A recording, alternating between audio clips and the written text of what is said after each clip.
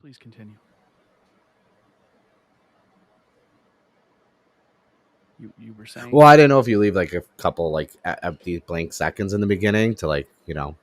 Oh, there'll be plenty of time. Normalize? During. Yeah. There'll be time during. Yeah. I'm not worried about it. So like I picked up Endgame, Infinity War, and a few other like I think Jurassic World Dominion. And is that like 4K? Just I think like the most. Wait, one Dominion of them was. one? Wait. Not Dominion. No, Fallen Kingdom. Fallen Kingdom. I was gonna Dominion's say, the new I one. didn't think there was a okay. Dominion's the new one coming Dominion out. Happened yet? Yeah, that's July of next year. Even though it should have been July of this year. Honestly, I would have went to go see it anyways. But yeah, I think the most I spent was $18 on one of them, and they had Steelbook 4Ks. That's a good price for a Steelbook 4K. Yeah, well, they're secondhand shops, but so it's like nothing's new there. So it's like I'm going through and I'm getting like graphic novels for like $8. Like I added to my Batman collection because I don't get Batman comics, but I'll buy all the trades. And I picked up a more mint copy of The Long Halloween because that is amazing. And it's an animated movie. I don't know if you saw it yet. I haven't. Oh, it's so good. I really should. I watched part 1. I hate DC released it in 2 parts, and it's not on any streaming services, and it's like $20 to $25. Like it's not on HBO Max? No, it's Blu-ray. It's like physical media only. So if you want both parts, it's like $50. I don't know if it's $50 worthy. I only bought part 1. Yeah, but like, yeah, I mean, that's what they want because they want you to buy the movies, and it's like, it's like $50. It's like, when does that whole time exclusive end for it to go digital for me to just watch it? It's like, I'll wait. Yeah, that's how I'm looking at a lot of movies. Like all this new Marvel stuff, like I kind of want to watch it, but at the same time, I'm like, you know what?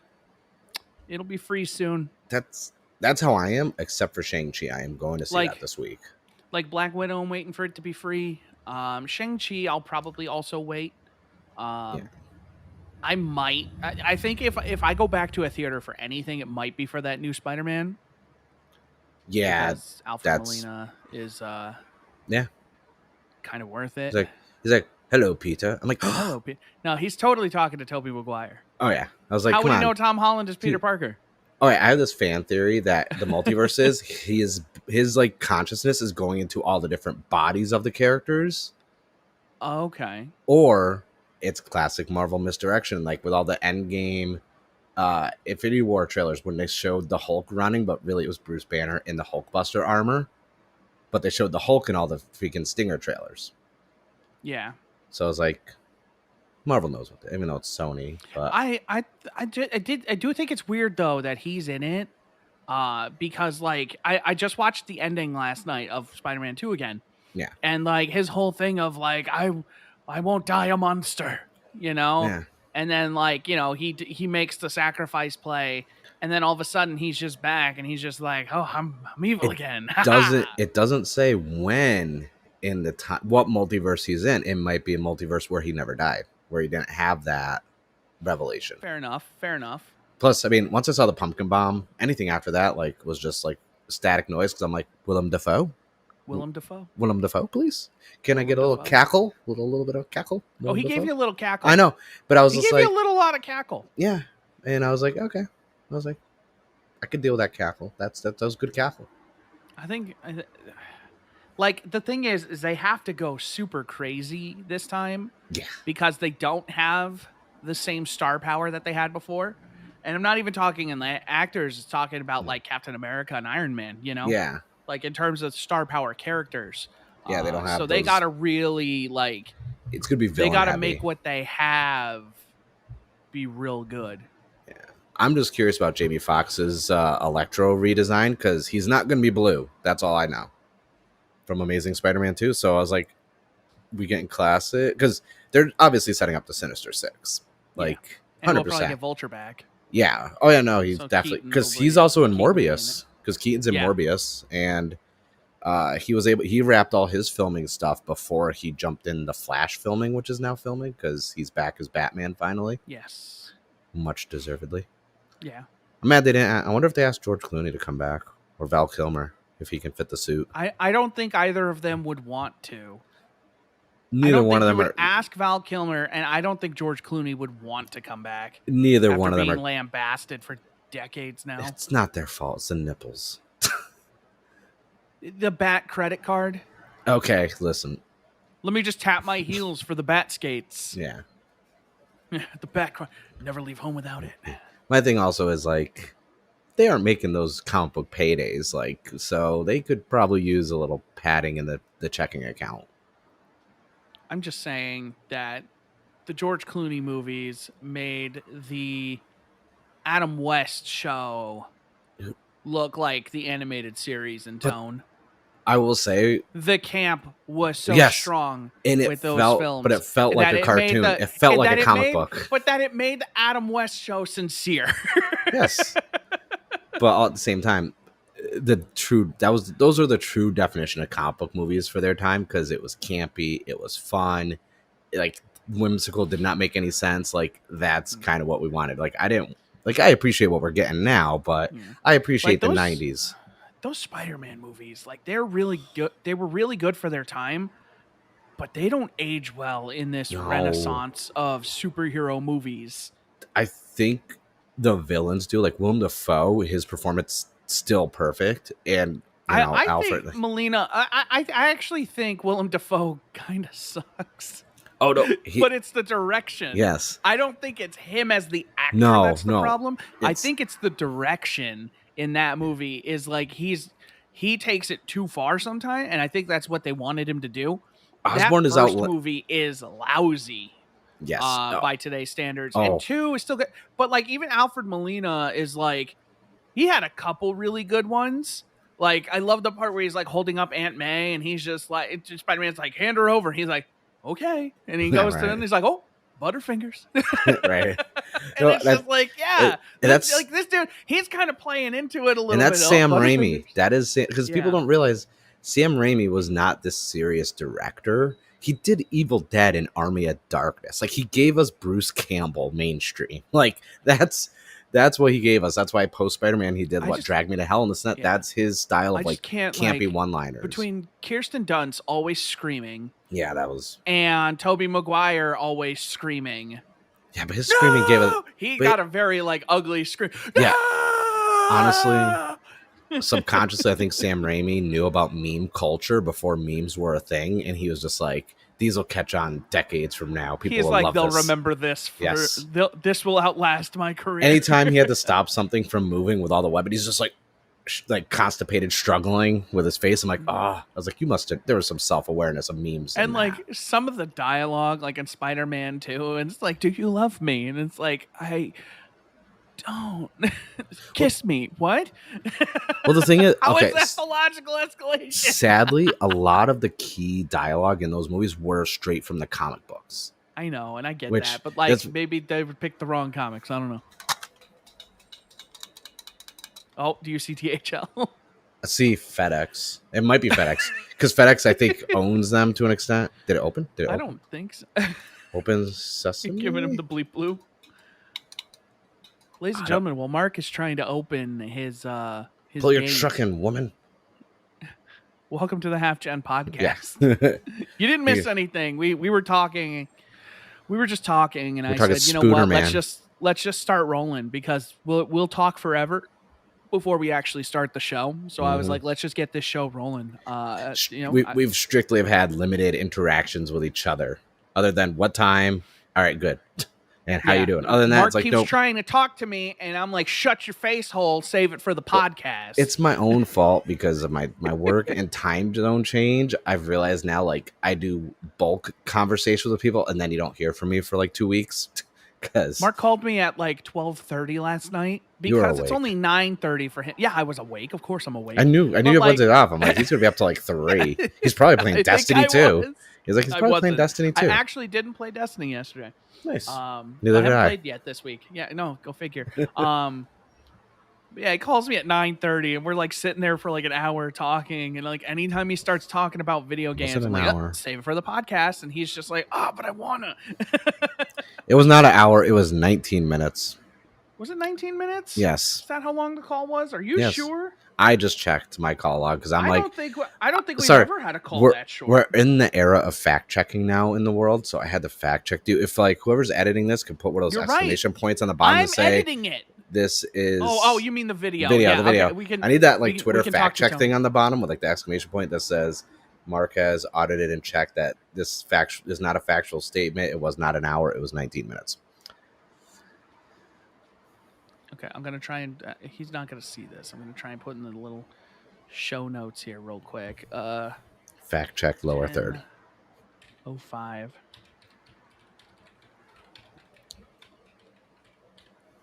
Fact check might be just like a good name for this episode. We'll see what happens. Depends on how much shit we talk about. That needs to be fact checked. Dude, like I swear, like most of our conversations on the phone. That's why I always assume it's been an hour because like I'll be talking to you and like we'll be talking and I'm just like, oh my god, where did 2 hours go? Right, I know. That's why like I kind of like the idea of like. I mean, it's also because of work and like everything else and like a 3-hour time difference. Not talking to everybody every day. Because then it's like after like 3 or 4 days, like what are you going to talk about? Yeah, It's like, oh yeah, no, I had a nice burrito today. It's like, oh cool, yeah, they put ghost chilies and jalapenos in it. About your burrito. Well, it was ghost chilies in it, and it had jalapenos and 3 different types of cheese and shredded spicy beef in it, and it was amazing. I'm slowly becoming a chili beast now because I like spicy food. That's gonna be what I'm gonna be best known for: comic books and spicy food. You heard it here first, folks. I'm moving. I'm gonna move Zencaster to this monitor so it doesn't look like I'm looking away when I'm talking. You know what? It's one of those things that I've learned. I always thought it was just a me thing. I'm like, man, I don't look at the camera enough, and people are probably like, oh, blah blah blah, whatever. You know, they're probably like, oh, you don't look at the camera. And then I watch other video podcasts, and nobody's looking at the camera. Right. Everybody's just looking at the screen at who's talking because that's the logical thing to do. So you're trying to look at the person who's talking. Well, my thing is like because I'm using the Logitech camera. It's like all deliveries. I had a FedEx truck, a UPS truck, and now an Amazon truck. And I don't know, it may be because there are instances if you order Amazon Japan, they hand it off to an Amazon delivery truck. And I'm just like, just someone. Mark, tell the people what you're waiting for. Okay. So if you can't see this, want to know this collection back here, I have been in the last 2 years dabbling in Japanese like toys because I'm a fan of Tokusatsu, which is Kamen Rider, Godzilla, Ultraman, Super Sentai, which is the Japanese equivalent and source material for Power Rangers. So I like all these figures. Everything here, none of this was released in America, but because of my camera, I actually have there's 2 bookshelves, and they're all full of just Japanese, like what I call plastic crack. And all the Kamen Riders, they have these little belts that they use to transform. Now, I have become quite the historian, maybe like the collector for those of you who like Guardians of the Galaxy, and I've been collecting all these belts. So a new season just dropped, and on Amazon Japan, I was like, ooh, it's also the 50th anniversary, so they have this big bundle set, and I was like, oh, it's only, I think it was like 12,800 yen, which is like $124 plus some other goodies, and I'm like, send it to me. And if you want to order from Japan, order from Amazon Japan, because for $8 shipping, you get it within 3 or 4 days. And it automatically because it's Amazon, it automatically goes through customs and everything else just perfect. You don't have to pay any duty fees or anything. Amazon is like, we got you. So, yes, I'm taking my professional corporate sellout into my hobby corporate sellout also. Thanks, Amazon. But yeah, so I'm waiting for all this stuff. I just got all this stuff delivered earlier, which is like little mini Pla like model kits. But none of them are Gundam. These are just like Super Sentai related. I still got to build my Gundam models and my cup noodle. I know I got to build a cup noodle. I have the cup noodle one. I finished the G-frame Gundam ones though. I have all 3 of the American release waves now, so that's I think about 14 or 15 models total. I even have some of the Dude, they're good. Did I show them to you before? I don't I think think I so. did. Oh, well, I don't know because you said finally, so I don't know if that means Yeah. you got more and just No, I finished haven't. building No, them. yeah, no, I just finished all the ones I already had. Oh, okay. Yeah, because they're the ones that are like that big. They're Yeah. very articulate for like just snap together model kits. Like the exo frame's already done. You just put the armor pieces on, you're good to go. And they're $13 at Target. I still don't have a Target that has them. Jeez. Maybe it's a West Coast thing because you're closer to Japan. Well, Maybe they don't bring them all the way out here. they're slowly remodeling all the Targets, like nationwide. Like there's one by us that got remodeled that has a full Lego section where there's actually like a big Lego slide with big size Lego characters sliding down it, and it's literally a big horseshoe, I want tall to ride the Lego size, slide. right? But you can't. I can't get to it. There's no ladder. But they have like But I want climb up the Lego slide, then right, slide down. right. That's how slides work. But they have like altogether like full aisles, maybe 10 aisles of Legos. It's a full Lego section, like equivalent to the electronics big section. Money. Yeah, on top of their toy Oh aisles my too. god, hold on. I don't think I showed you this. Ooh, what is it? What you building? Oh, you got the Seinfeld set? I got the Lego Jerry's apartment. Nice. Dude, so they overstocked all this stuff so much at the Targets and retailers out here. They're already clearancing all the Seinfeld stuff. Because really? Yeah, like all the Funko Pops, all the little mini sets that you can get, all those are already getting clearanced by me. Wow. They already clearanced all the Shang-Chi stuff. They clearanced like almost anything from the summer that got released that wasn't selling, they're clearancing. And I've been swooping in. Like they clearanced those Halo ones. I got that Halo piece, the Mega Box one, just the Halo ring part. I got that one for $13. I got the sword for $22. And I was just like, yeah, keep Target. I was like, keep clearancing those. Like, you got any more of that Halo stuff? Like, I could use some more. I'm gonna have to go to Target. Oh yeah, love Target. Maybe tomorrow. Great corporation. Love my corporate stuff. Selling out for corporates. I'm selling out for anybody. I'll sell it for paycheck or free merch. Yeah. Hey, this is my pod. You're steering the ship, sir. Like you are the captain. This is not my podcast. I get to sit back and just ride the wave for once, and I'm enjoying this. Oh, I bet. All right, man. Yeah. So that's your little bit of what Mark's been buying. Why I'm impatient. Yeah. Just like still waiting for. He's looking out the window. You can tell he's still looking out the window for DHL because he's just like, they're gonna be here. Yeah. He's telling me before the show. He's like, I'm ready. I got the thing. I'm gonna open the gate when they get here. I'm not missing this. No. Like it's 4:01. I'm like, come on now, sirs. Like, sir or madam. It's been 5 hours since it went out for delivery. This is lunacy. Nope. If this was Uber Nerd, where like it's like Uber but for nerdy things, like they would not get a tip. Oof. Like, tip would be get a faster car that's fuel efficient. Imagine if you had to tip your delivery drivers. I mean, like for UPS. Imagine if you had to do that. That would kind of annoy me. But if it means I give them like a good tip like the first time, and then they're like extra fast, and then like I don't have to tip them good again, like that could work out in my favor. See, I don't like that. I don't like that strategy of like I'm going to give you one good tip and then never again. Oh, I would say never again, but mediocre tips, or like below 5%. You know, I would not want to like, oh, hey, here's this package, because then like, you know, like they'd be like peeking at shit and they'd be like, what is this? Is this expensive? They better tip me well for this.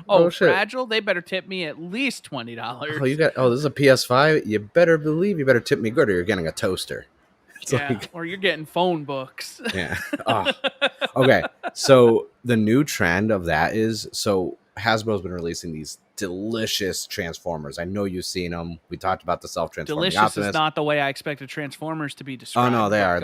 They're delicious. Like, so they're releasing all these high-end ones in Target, this and that are like for Beast Wars, this and that. They have this big box set one that's so you can't see inside. There's no clear transparent window.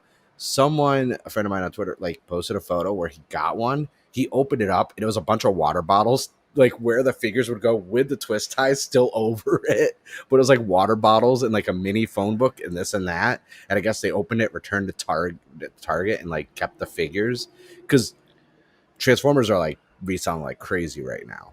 Yeah. But I thought that was funny because like I was like, oh wow. I was like, I expect it with a PS5, but not a fucking Transformer. Like who's Mark, I have to show you something. Ooh, collectibles. I forgot. I found these things. Well, my mom found these things. They were my dad's. Now they're mine. Hold on.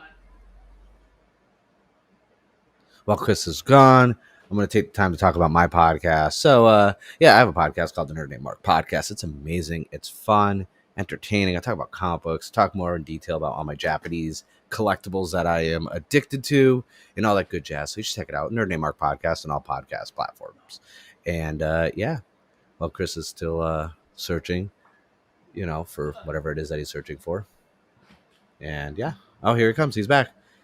And he's putting his headphones on. My papa was a savvy collector. It's okay. While you're gone, I just plugged all my podcast and all the stuff I'm working on. I'm like, I'm going to take the time to plug some shit. Good. Savvy collector. Is that vintage Star Trek TV guides? Oh, I see it. 30 years of Star Trek. Okay. Oh, but wait. There's more. Okay. He got Janeway. I see where this is going. He got Shatner. Ooh. He got all four. I was waiting. I was like, where is Picard? Where is Picard at? He got the whole set of the 30th anniversary TV guides from August 24th through 30th, 1996. I will send you a link to a way where you can have a nice case to preserve those. Okay. And also display them. Because yeah. Those are nice. This from a VHS. Little mini comic of Mask of the Phantasm. Yeah, that came with the clamshell VHS. Yeah, it's the official comic adaptation of the major motion picture. That was such a good movie. I watched that recently. Yeah. Really is good. Dare I say one of the best Batman anime movies. Speaking of, what do you think of the Injustice animated movie they're making? I didn't hear about that. Oh yeah, they dropped the trailer today. Batman Beyond? Okay. A little Batman Beyond comic action here. That's how it starts. You start Part of the show.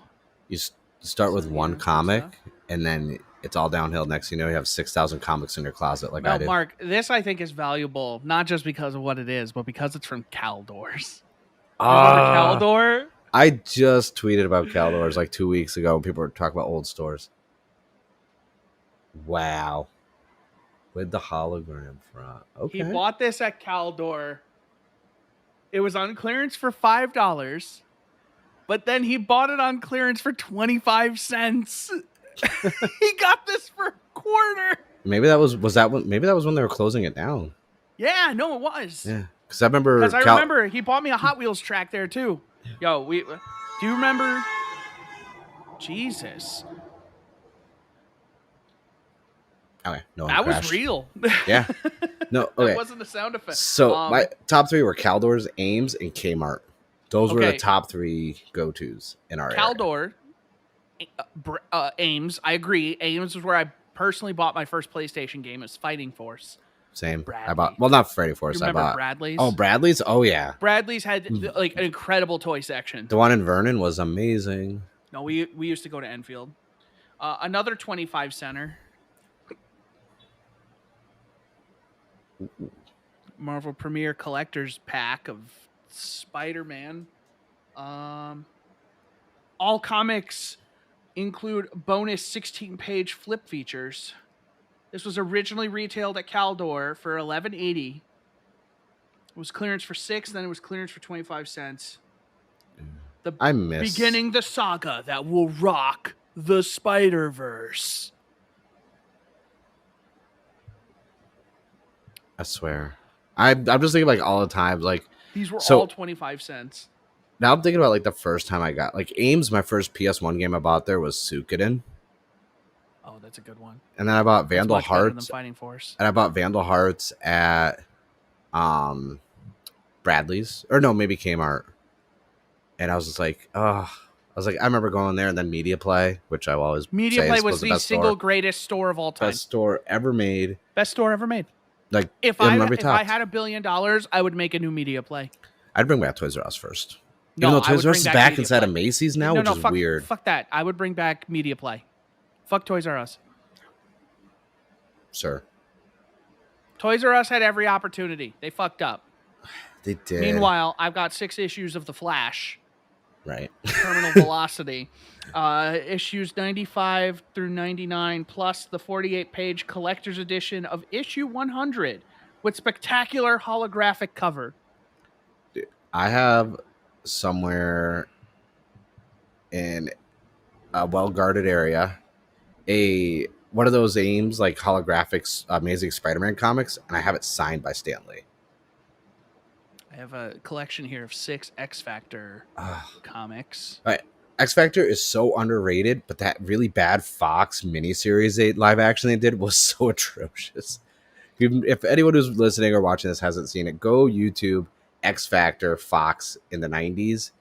It was so bad, but so good. And it really showed that it makes you realize like X-Men Origins Wolverine maybe isn't a bad movie. And then I found my favorite childhood book. Even more than The Hungry Hungry Caterpillar. I named my teddy bear after this one. Corduroy. I named my teddy bear Corduroy. You can't see because of the glare of my glasses, but I'm doing this. After this novel. Wow, that's old. Little overalls. Let's take a moment. There's our man, Corduroy. This is even your book club episode. Slacks. This is turning into a book club. No, we read about Halo in the book club. I know. Corduroy is a bear who once lived in the toy department of a big store. Day after day, he waited with all the other animals and dolls for somebody to come along and take him home. I feel like I should have milk and cookies while you read this. Not actually going to read the whole Dairy thing. isn't... That'd be funny. Imagine, like, he spent 10 minutes reading a children's book. At the same time, I am looking across at a chunky Chips Ahoy container, and I'm like, maybe. You could. I could indulge in a cookie. One cookie, though. I'm trying to be healthy. No one would fault you for just one cookie. I'm trying to be lean. Trying to trim a bit. Could eat one cookie. Or one row.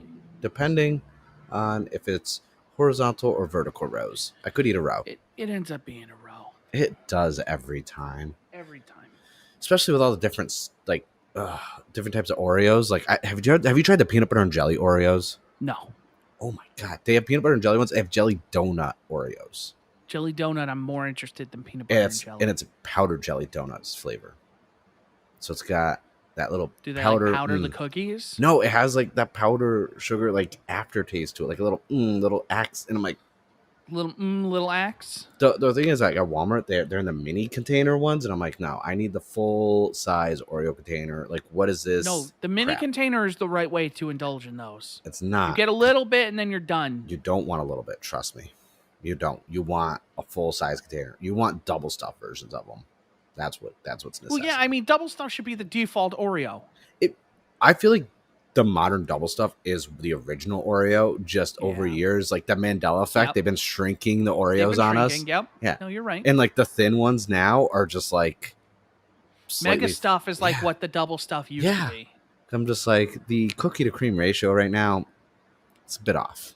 They stole our cream right in front of our eyes, and we just let them get away with it. Just slowly, they're just taking little minor ounces away of every batch. They just took a slice off every time, and they were just like, "This is we saved 6 cents." And like they won't now. At what cost? Diabetes. The integrity of the Oreo. Oh, diabetes. The sanctity of this sandwich cookie has been soiled. Right. You know, I haven't had Oreos in a while. This sounds delicious. Oreos are fine. I They are. actually prefer like the vanilla, like the yellow cookie, or Oh yeah, more than yes, the regular Oreo nowadays. underrated sandwich cookie is the vanilla ones. I The vanilla, think, just the and everyone's standard like, like oh, yellow they're cookie yeah, and and everyone's with yellow the cream, package. yeah, and everyone's like, oh, it's too much. I'm like, no, it's not. It's not too No, much it's not. vanilla. Okay, it's delicious. Like simple as that. It's a delicious cookie. It's the best cookie ever. Yeah. I It's mean, golden. It's yeah. delicious. It's It's kind like of an apple, but it's an Oreo. yeah, it's kind of like when everyone's like, oh man, like Reese's are like the best candy bar. I'm like, Reese's peanut butter cup are not candy bars. Oh my god! I was just about to say they're not candy bars. Yes, Anybody who calls a Reese's cup, it's a cup. It tells yes. you what it is. Unless It it's is a yeah. self-identifying as a cup. In the fast break, Hollow it yes, out, is a put a candy bar. beverage in there. It's Yeah. probably delicious. Take Reese's shots. I gave you an idea for your wedding. Ugh, I don't need any more You got ideas. to do the big cups though. If you're gonna take shots, you got to do the big cup. I was trying to think of this way for like the dessert bar to be like s'mores related, but instead of chocolate bars, you use peanut butter cups. Can you imagine a s'mores where it's a peanut butter cup melted in there instead of a plain Hershey's I don't chocolate think that bar? peanut butter would melt very well though. It was you get the thin cups. That would melt. Or you got to get like from like a chocolatier, from a real craftsman, real peanut butter in there, Let's be realistic here. I have no say in any of the like a decisions. Munson's. I have You ever had a no. peanut butter cup from Munson's? No. Munson's, there's a chocolate place around here. I What know. Munson's I is? know what Yeah. Munson's is, but no, Yeah, I no, was but they use like real, like rich, creamy peanut yeah. butter. I'm It's real not. good. I'm oddly not a big like chocolate candy person. I never have I'm not a been. big chocolate person either, but like I will eat good chocolate. Like in Like Munson's, I will eat. yeah. The Like only I will eat a time ton of good chocolate. I no, really unless like milk chocolate. I will not eat a ton of. no. Dark chocolate though, I will go to town. Oh yeah, no. I I have don't. really grown to appreciate a good like mild bitterness, like a maybe like a 50%. I cap around like a mid 60%. Anything higher than that, you're getting too bitter. You're ruining the fun. Even if it's healthier for you. I'm like a mid 50 to mid 60 percentage cocoa. For a real good dark chocolate, get that little bite, but then you know what? You also get a little treat. I will say milk chocolate is for kids. A good Milk chocolate is good, a but good mature palate can appreciate a dark chocolate. It's not for everyone. Like it's a refined. You need a refined palate for it. I am a fan of dark chocolate, but I only eat candy. Like for candy, for me, I'm not going to go out of my way to get it. But if I have a sweet tooth, or if someone's just like, "Hey, you want a Snickers?" 100%, I can't say no to a Snickers. Snickers is #1 ranked you're candy not bar. you when you're hungry, so Yeah. you got to take a Snickers. No, I'm not. I'm just. That's them, motherfucker. Mark will be right back. Actually, that's as good a place as any. Let's take a break, and we'll come back and we'll talk about video games while Mark takes care of this because I don't know how long he's going to be gone. Stay tuned.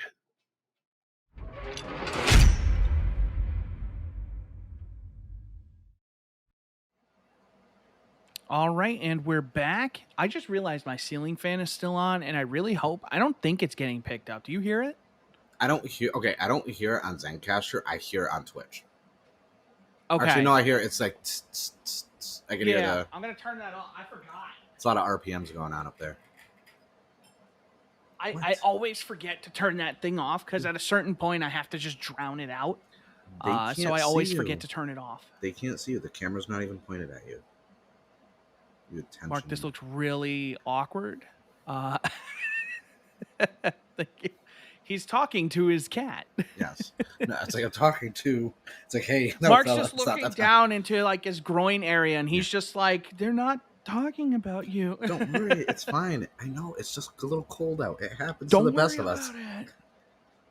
No one can see you. The same thing happens to shrimp when You're you put them embarrassing in me. ice. I just think about the whole what's his name, the Seinfeld episode where it's like I was in the pool. yes, I was in the pool. when they were doing, what was it? They were allergic to shellfish, and he was like, "Oh yeah, you'd be surprised what happens when they shrink." And it's like, oh, I was like, that was the best like come-uppings about it. I was like, That show was really good. Yeah. Wouldn't have worked today. No, I think you could make a good Seinfeld today. I mean, no, like like if 100% everything that happened in that show being said was released today, no, half that show would not work. Yeah, I think Seinfeld might be one of those few instances where they could kind of get away with it in Yeah. some of those cases, but not all. Go back to your chair.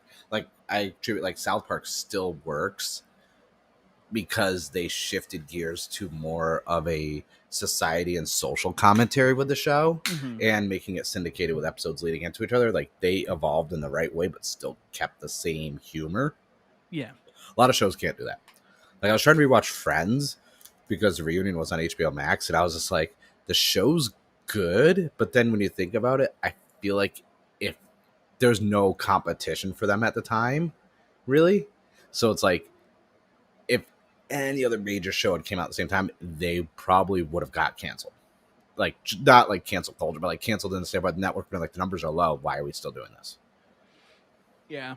Friends definitely hit at a good time for them. Yeah, it's all about timing. It's kind of I feel like you could say that about most great shows. Like there was nothing like Seinfeld on TV. Yeah, or Chuck. Chuck, I still think is a very underrated TV show. Never saw Chuck. Really good. Yeah, like Uranium said in the chat, Friends and Seinfeld are shows that very much came out at the right time. You got another Chuck fan in the chat, but yeah. Video games. We played. Every time you unmute your mic, it picks up the fan or whatever's going on in the background.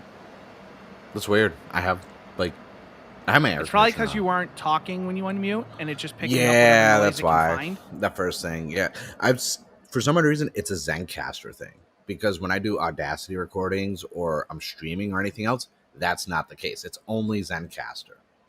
Because it happens when I record my other podcast with my friend Scott. We have a podcast, and we both have the same mic, and he'll do it. And I was just like, "What is this noise?" And now, like, but it's not like it's a quick first thing, and I'm like, because I think if I'm not saying anything, it's not already doing its own internal workings for like drowning out sound and everything else. Yeah. Even though I have it set, I was checking the settings just to make sure I have it set to like the one direction and not omnidirectional. A lot of settings. Really good microphone. I like it for the money. I believe it. Got on sale. Can't say no.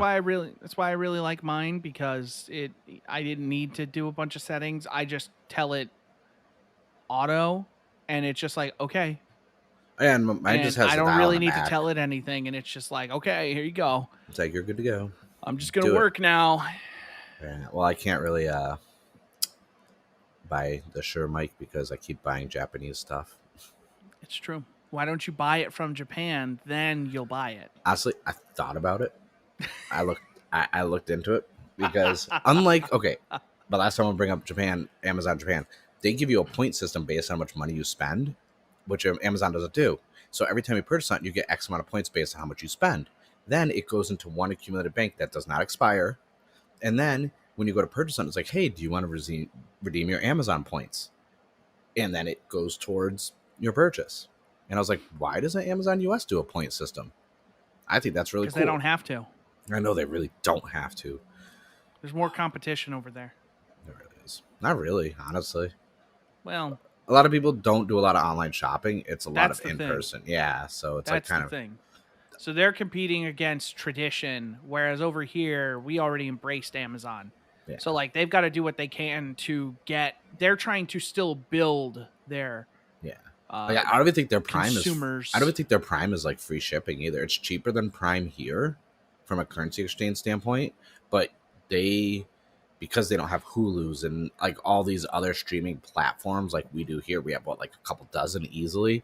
Like their Amazon Prime has like basically all their TV shows and movies like are on their Amazon Prime, and it's like half the price. I think it's like $7 a month.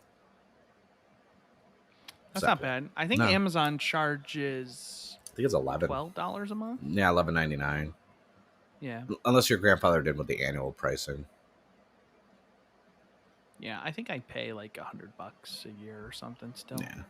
The 99. Yeah. Anyway, video games. Yes. What have you been playing, Mark? It's been a while. It has been a while, but not a lot of games. I started Shin Megami Tensei 3, the remastered one. Remember it a lot differently than it actually is. I don't hate it. It's just I'm not in the mood to play it because Pokemon Unite. That's my MOBA. That's my baby. That's all I've been really playing besides uh, this game called Wrestling Empire. So you remember the glory days of N64 wrestling games?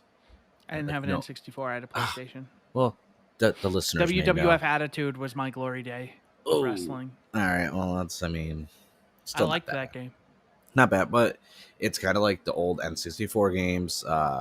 No Mercy, WrestleMania 2000, WCW NWO Revenge. It's kind of like that, but it's always been on like mobile phones and PC, but they put it on the Switch. And this is developed by one dude named M. Dickey.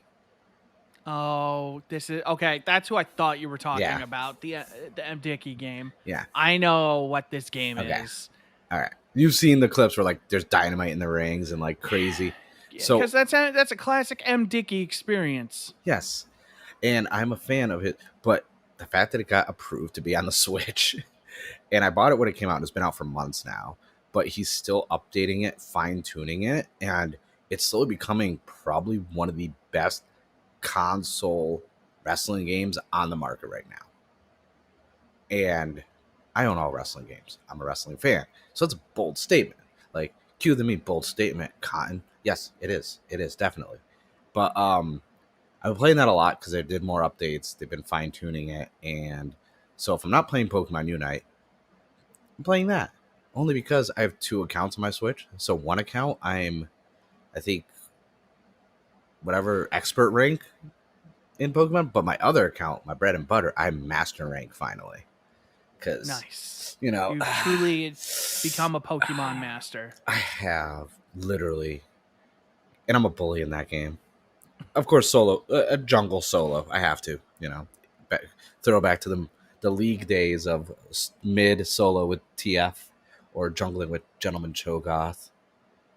I still remember when I got into League, you stopped, and then at one point you came back and you were like, "Oh, I'm gonna go AD Twisted Fate mid," and I was just like, "You shouldn't do that." Yeah, because he's they AP. reworked him. Yeah, he's all AP, and you're like, "Well, I'm gonna try it anyway." And then halfway through that match, you being like, "This really doesn't work. Yep. Why am I doing this? Why did I do this?" And I was like, "I told you." I think you would like Pokemon Unite strictly because a lot of the costumes right now are suits and top hats. Not gonna play it. Mr. Mime has a suit and top hat. Not gonna play it. Blastoise has a top hat and a suit. Not gonna play it. I don't have room for MOBAs in my life. Yes, you do. Anymore. Yes, you do. I don't. Everybody does. I don't. Everybody does. I don't. One of us. Welcome. Embrace the dark side. It's gone. I haven't had League of Legends installed in almost like 2 years now. We have cookies. No. Even though I still claim the skin things every time because I don't know why. I do the same thing for Warframe and I keep not playing that. I do the same. I do login bonuses for a lot of games I don't play just in case like I ever wanted. No, like Twitch does drops where they're like, "Hey, I have a free skin shard," and I take them. I don't take any of like the other stuff though, like for their little auto chess game or anything like that. They were just doing Twitch drops for Pokemon. I think Sword and Shield recently, but I have a love hate with Sword and Shield because like after all the DLC. No, after all the DLC came out and this and that, I realized this game is not a $90 game. No. It wasn't even close, especially with how quick I went through the DLC in under like 2 hours. It was never supposed to be a $90 game. It's a $60 game, and then it's DLC, which, excuse me, that's always a crapshoot. And even then, it was barely a $60 game. Now, Pokemon Snap, on the other hand, they have been releasing free DLC for that game, and I appreciate that. It's actually really good. Did you check it out or not? No, I didn't. I might still, but I didn't. Not yet. It's visually the best looking Pokemon game ever made. Bless you. Excuse me. And like the new DLC was new areas. They keep adding myth. Like there's so like everyone was complaining like, oh, there's no like this. Like they're not going to give you everything in the base game. But I didn't realize they were going to do free DLC because there was no season pass. So I was like, well, is this what I'm presented with then? Like nothing else? And then I think the free DLC was like a week and a half, 2 weeks ago it came out, and it was a whole new area, all new Pokemon added in, and different situations. There's like a ranking system. Like there's a lot to it, and I was like, yeah, this is definitely a good, because they could have just got lazy and just made kind of like almost a 1-to-1 port style of the old N64 version. Instead, this had a lot more to it, a lot of depth, and actually a pretty good story. And I was like, maybe Game Freak shouldn't make Pokemon games anymore. Maybe they should just turn it into like a Sonic situation or this and that, but like have the IP and give it to other studios to make your games. Because Let Intelligent Systems make a Pokemon game. their top 3 games for Pokemon were not even made by Game Freak. You have Pokemon Snap, Pokken Tournament, and I believe the dungeon adventure one that I was obsessed with and still enjoy, Mystery Dungeon. Let Camelot make a Pokemon game. The developers of Golden Sun, and more recently Mario Golf Super Rush. But I have to play Mario Golf. I have to play let that them still. let them, or let the Paper Mario people, or let Intelligent Systems. Did you ever play Let them the make strategy tactical Pokemon game before? No. The Conquest? No. That's a good one. It's hard to find. I can't find it anywhere. Let somebody else make a goddamn Pokemon game. Let the Breath of the Wild team make a fucking Pokemon. That's basically Legend Arceus. That's all that is. That looks like... Yeah, but that looks boring. What? Yes, I think that game looks dreadfully boring. The crafting system, the camps, like... They're only giving us little nuggets. I feel like there's I know, gonna be a lot and the more nuggets to it. they've given me look like they've been sitting out for a while. Wait, nuggets have what? They look like 6... dry, flavorless nuggets. That's what dipping sauce is for. You shouldn't forgive a bad nugget just because the sauce is there. Listen, a good Sauce dipping does sauce... not justify the nugget. Listen, that's how come I can deal with Wendy's A nugget nuggets. should stand on its own as a tasty treat.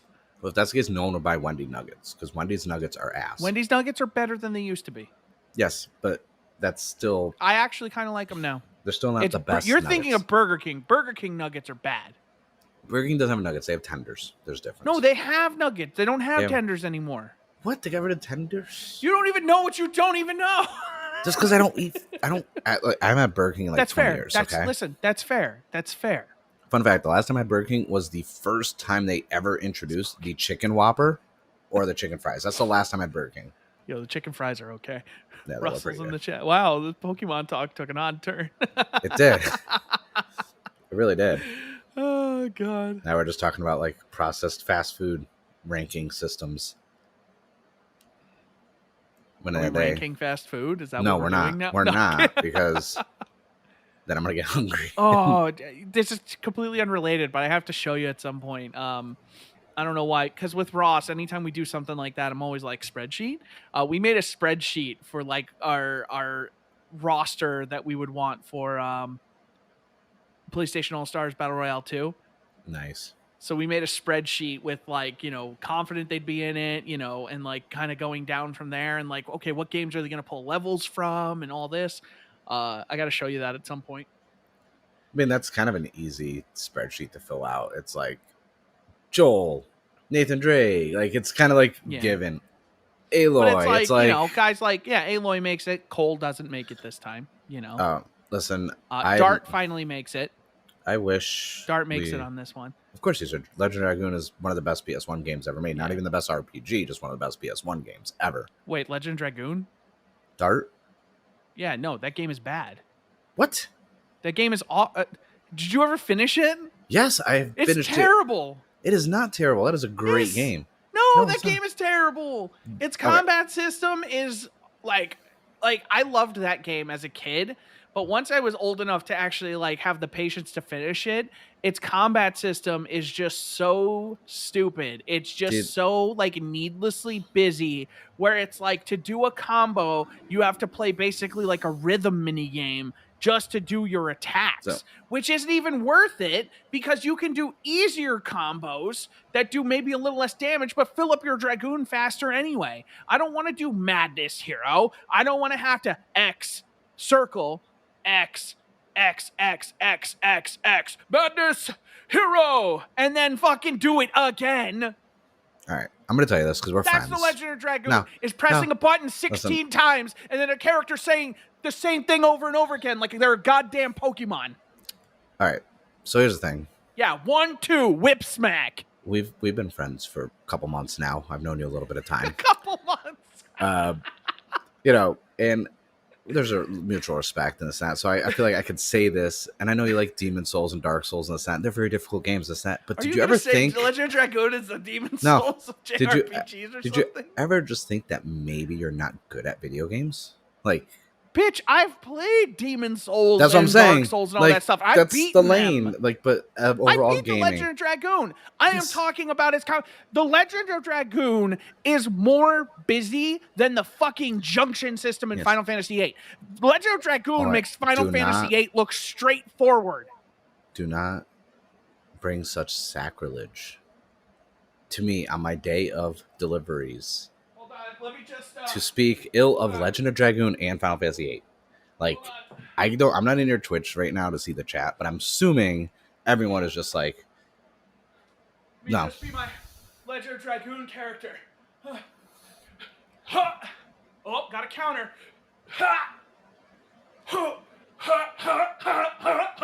Madness, hero.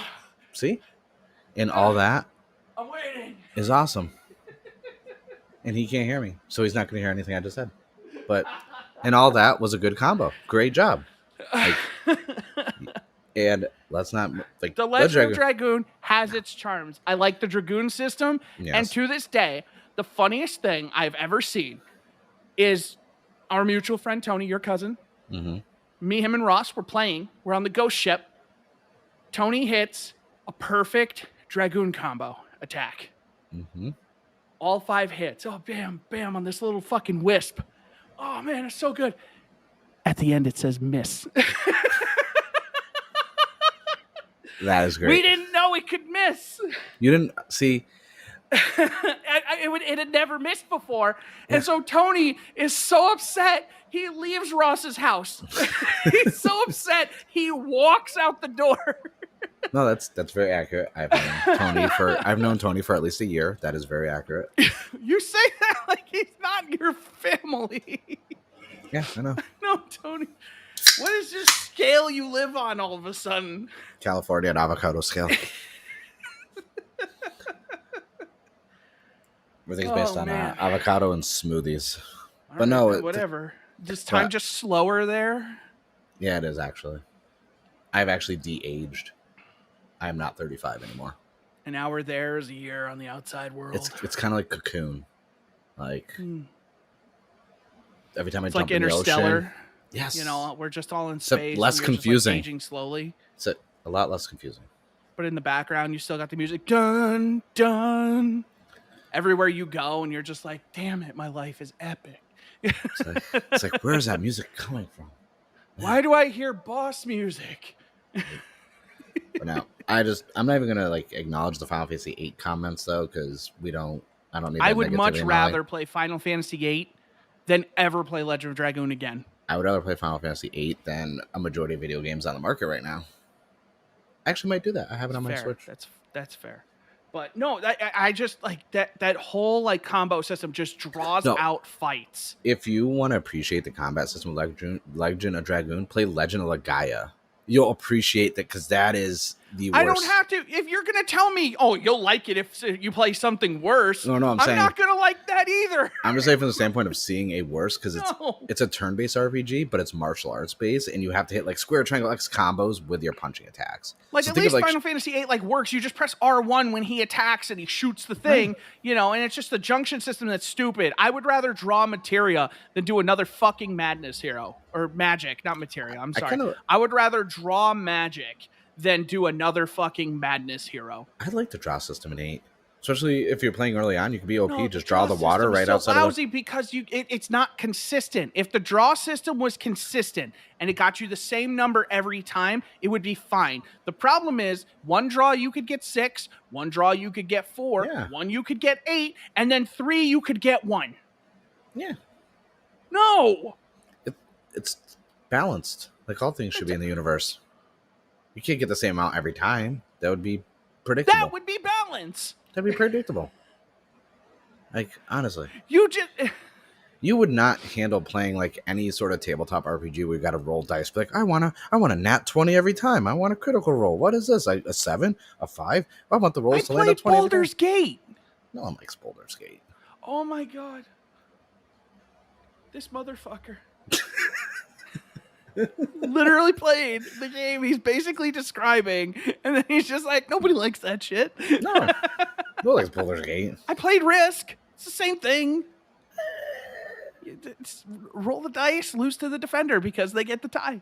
I was thinking more like Dungeons and Dragons. They've got 3 dudes. I've got 30. Somehow I lost.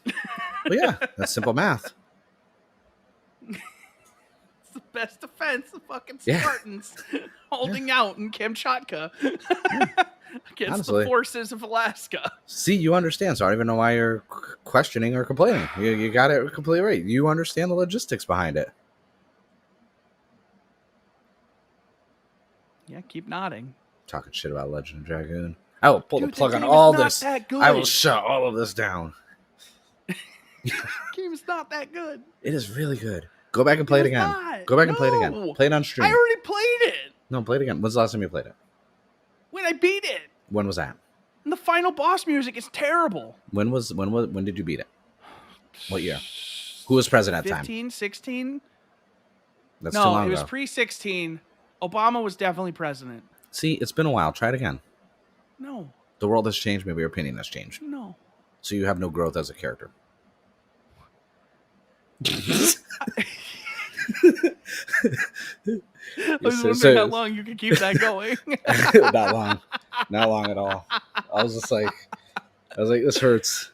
I was like, I'm running out of words in my vocabulary. I was like, when I'm not talking, I'm holding my breath so I don't laugh. I was like, no, it's not going to work out much longer.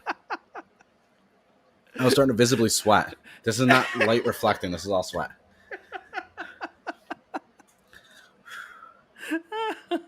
So every time I was like, I want to bite the cookie, but I'm like, I'll laugh. If I open my mouth to put the cookie in, I'm going to start laughing.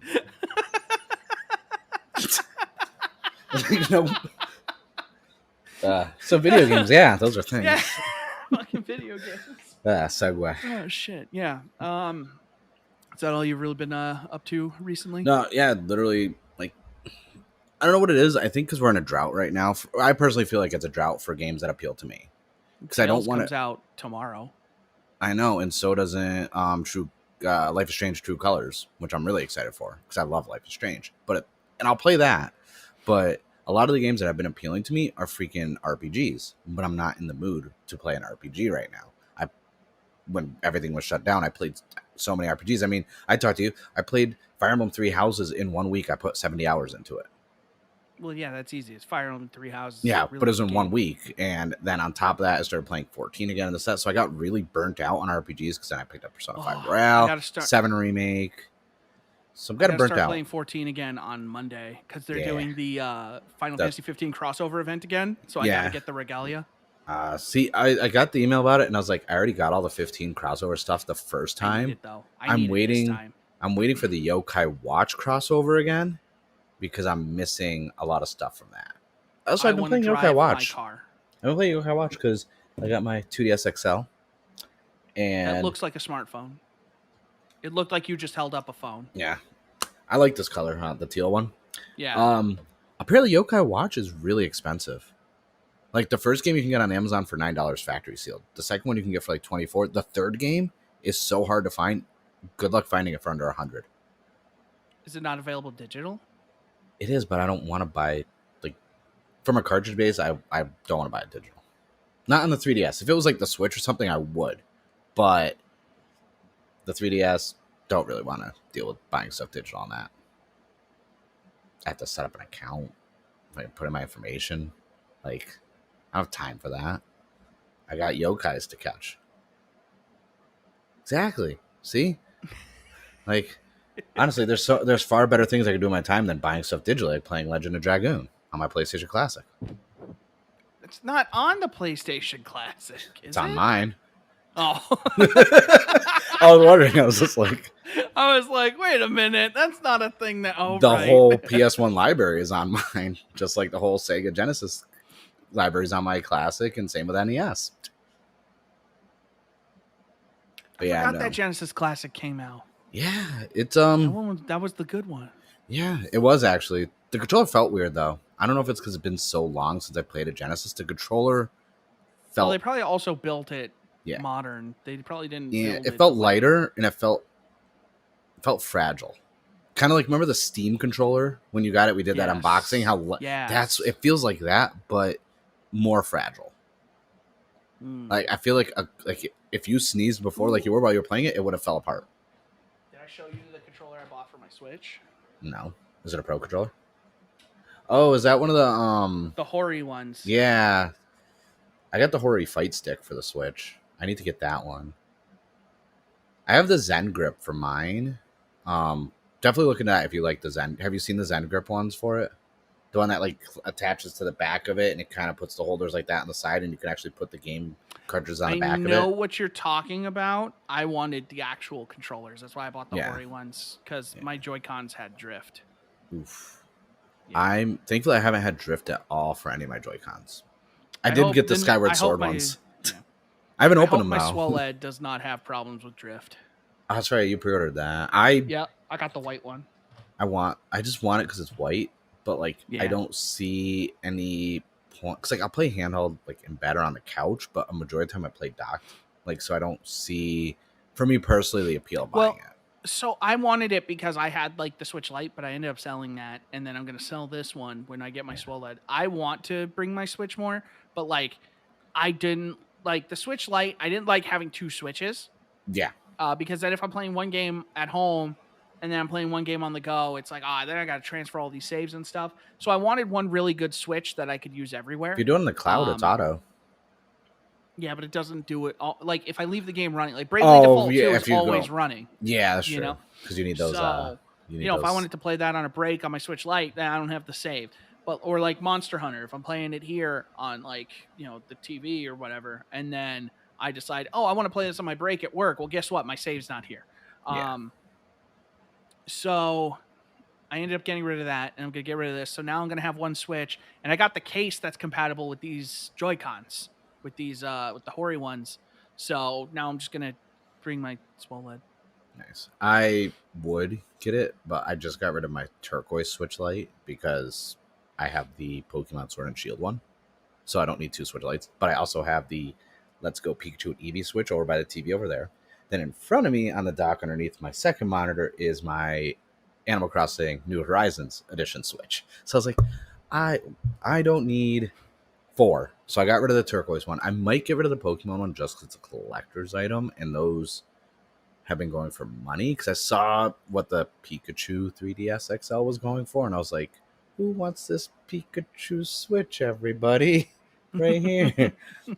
But I've got the superior Pikachu. Also, I'm holding out for the hypothetical Pro version of the Switch. I'll still get that if that comes out, but at this point, I think they're not going to do it. I think they're just going to make a new console, and they're going to do like, all the Switch games will work on this. Yeah, and I think that's still 3 or 4 years out, honestly. The Switch is still I'd say closer to 2 or 3, but because they still sell like hotcakes. And for me, if either one of the Switches I already had were regular Switches, I would get rid of them, get the OLED. But they're limited edition ones, and actually like the way they look. Like there's something like charming and whimsical about the New Horizons Switch dock that I'm just like, ooh. Like you have a bad day, you look over and it's all little raccoons just waving and holding their flag, and I'm like, oh hi guys. I was like, thanks for brightening up my morning while I drink my coffee before I poop. But yeah, because the Switch, like playing on the go, like I don't even play on the go anymore. I don't bring it anymore with me. One, it's too hot out and I'm scared it's gonna melt because everything is on fire out here. Fair. And even with the OLED one, it's not like I look at computers all day, and it's not like the eye strain is real for me. So it's like I don't want to play handheld that much. And that's the reason why you would get it. I think that's the only appealing thing is the screen size and it's OLED. That's the only appeal, really. And the battery life. Yeah, it still has the better battery life. Isn't it the same battery life that's in the red box Switch that came out? Yes, that a better battery? Yeah. but it's also a better screen now. Yeah, because the OLED's there. Yeah, obviously with OLED. Yeah. I'm scared I of just screen think burn. I'm scared of screen burn on it too. That's another thing. Like, I never had a problem with my Vita, so I'm not worried about the Switch. yeah, but the Vita is still superior to all handhelds. I don't care what anyone says. Yeah. The Vita is superior to the Vita, Switch. Vita was I will. perfect. That is the hill I will die on. The Vita is better than the Switch. The Vita was a perfect handheld. It was. It'll never happen again. It's a once in a generation handheld. Like, there's lightning in a bottle. I'll never strike. Like, Freedom Wars is still Sony was a fool to game. abandon that platform when they did. Yeah. And honestly, I feel like it's too little too late if they announce a Vita 2. It's too. They would never announce a Vita 2. If No. anything, they would go back to the PlayStation Portable name. Yeah. Because PSP, I still think, is a better name. Oh, definitely is. But the Vita was superior hardware by a wide margin. And if they bring the PS, like, if they do make a new portable, if Freedom Wars isn't on it, I'm not even gonna buy it. I want Freedom Wars. Freedom Wars is the Vita was the single greatest handheld gaming device ever created. How did we get Gravity Wars on console? And Wait, Gravity Rush. Gravity Rush, same difference. And what is that other one? Hollowed Fragments from Sword Art Online that was on the Vita originally. How do we get all those? Well, Freedom that Wars was simultaneous, I think. No, it was Vita first because the PS3 version was a port of the Vita version. Oh, Because I reviewed it and it was ass. It ran better on the Vita. And I was like, I want Freedom Wars. I actually hunted down a Vita. That's the only game I have on it. Besides Danganronpa 1 and 2.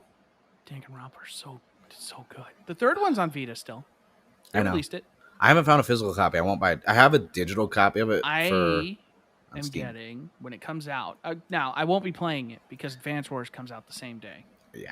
But I 100% pre-ordered the $100 trilogy for Switch.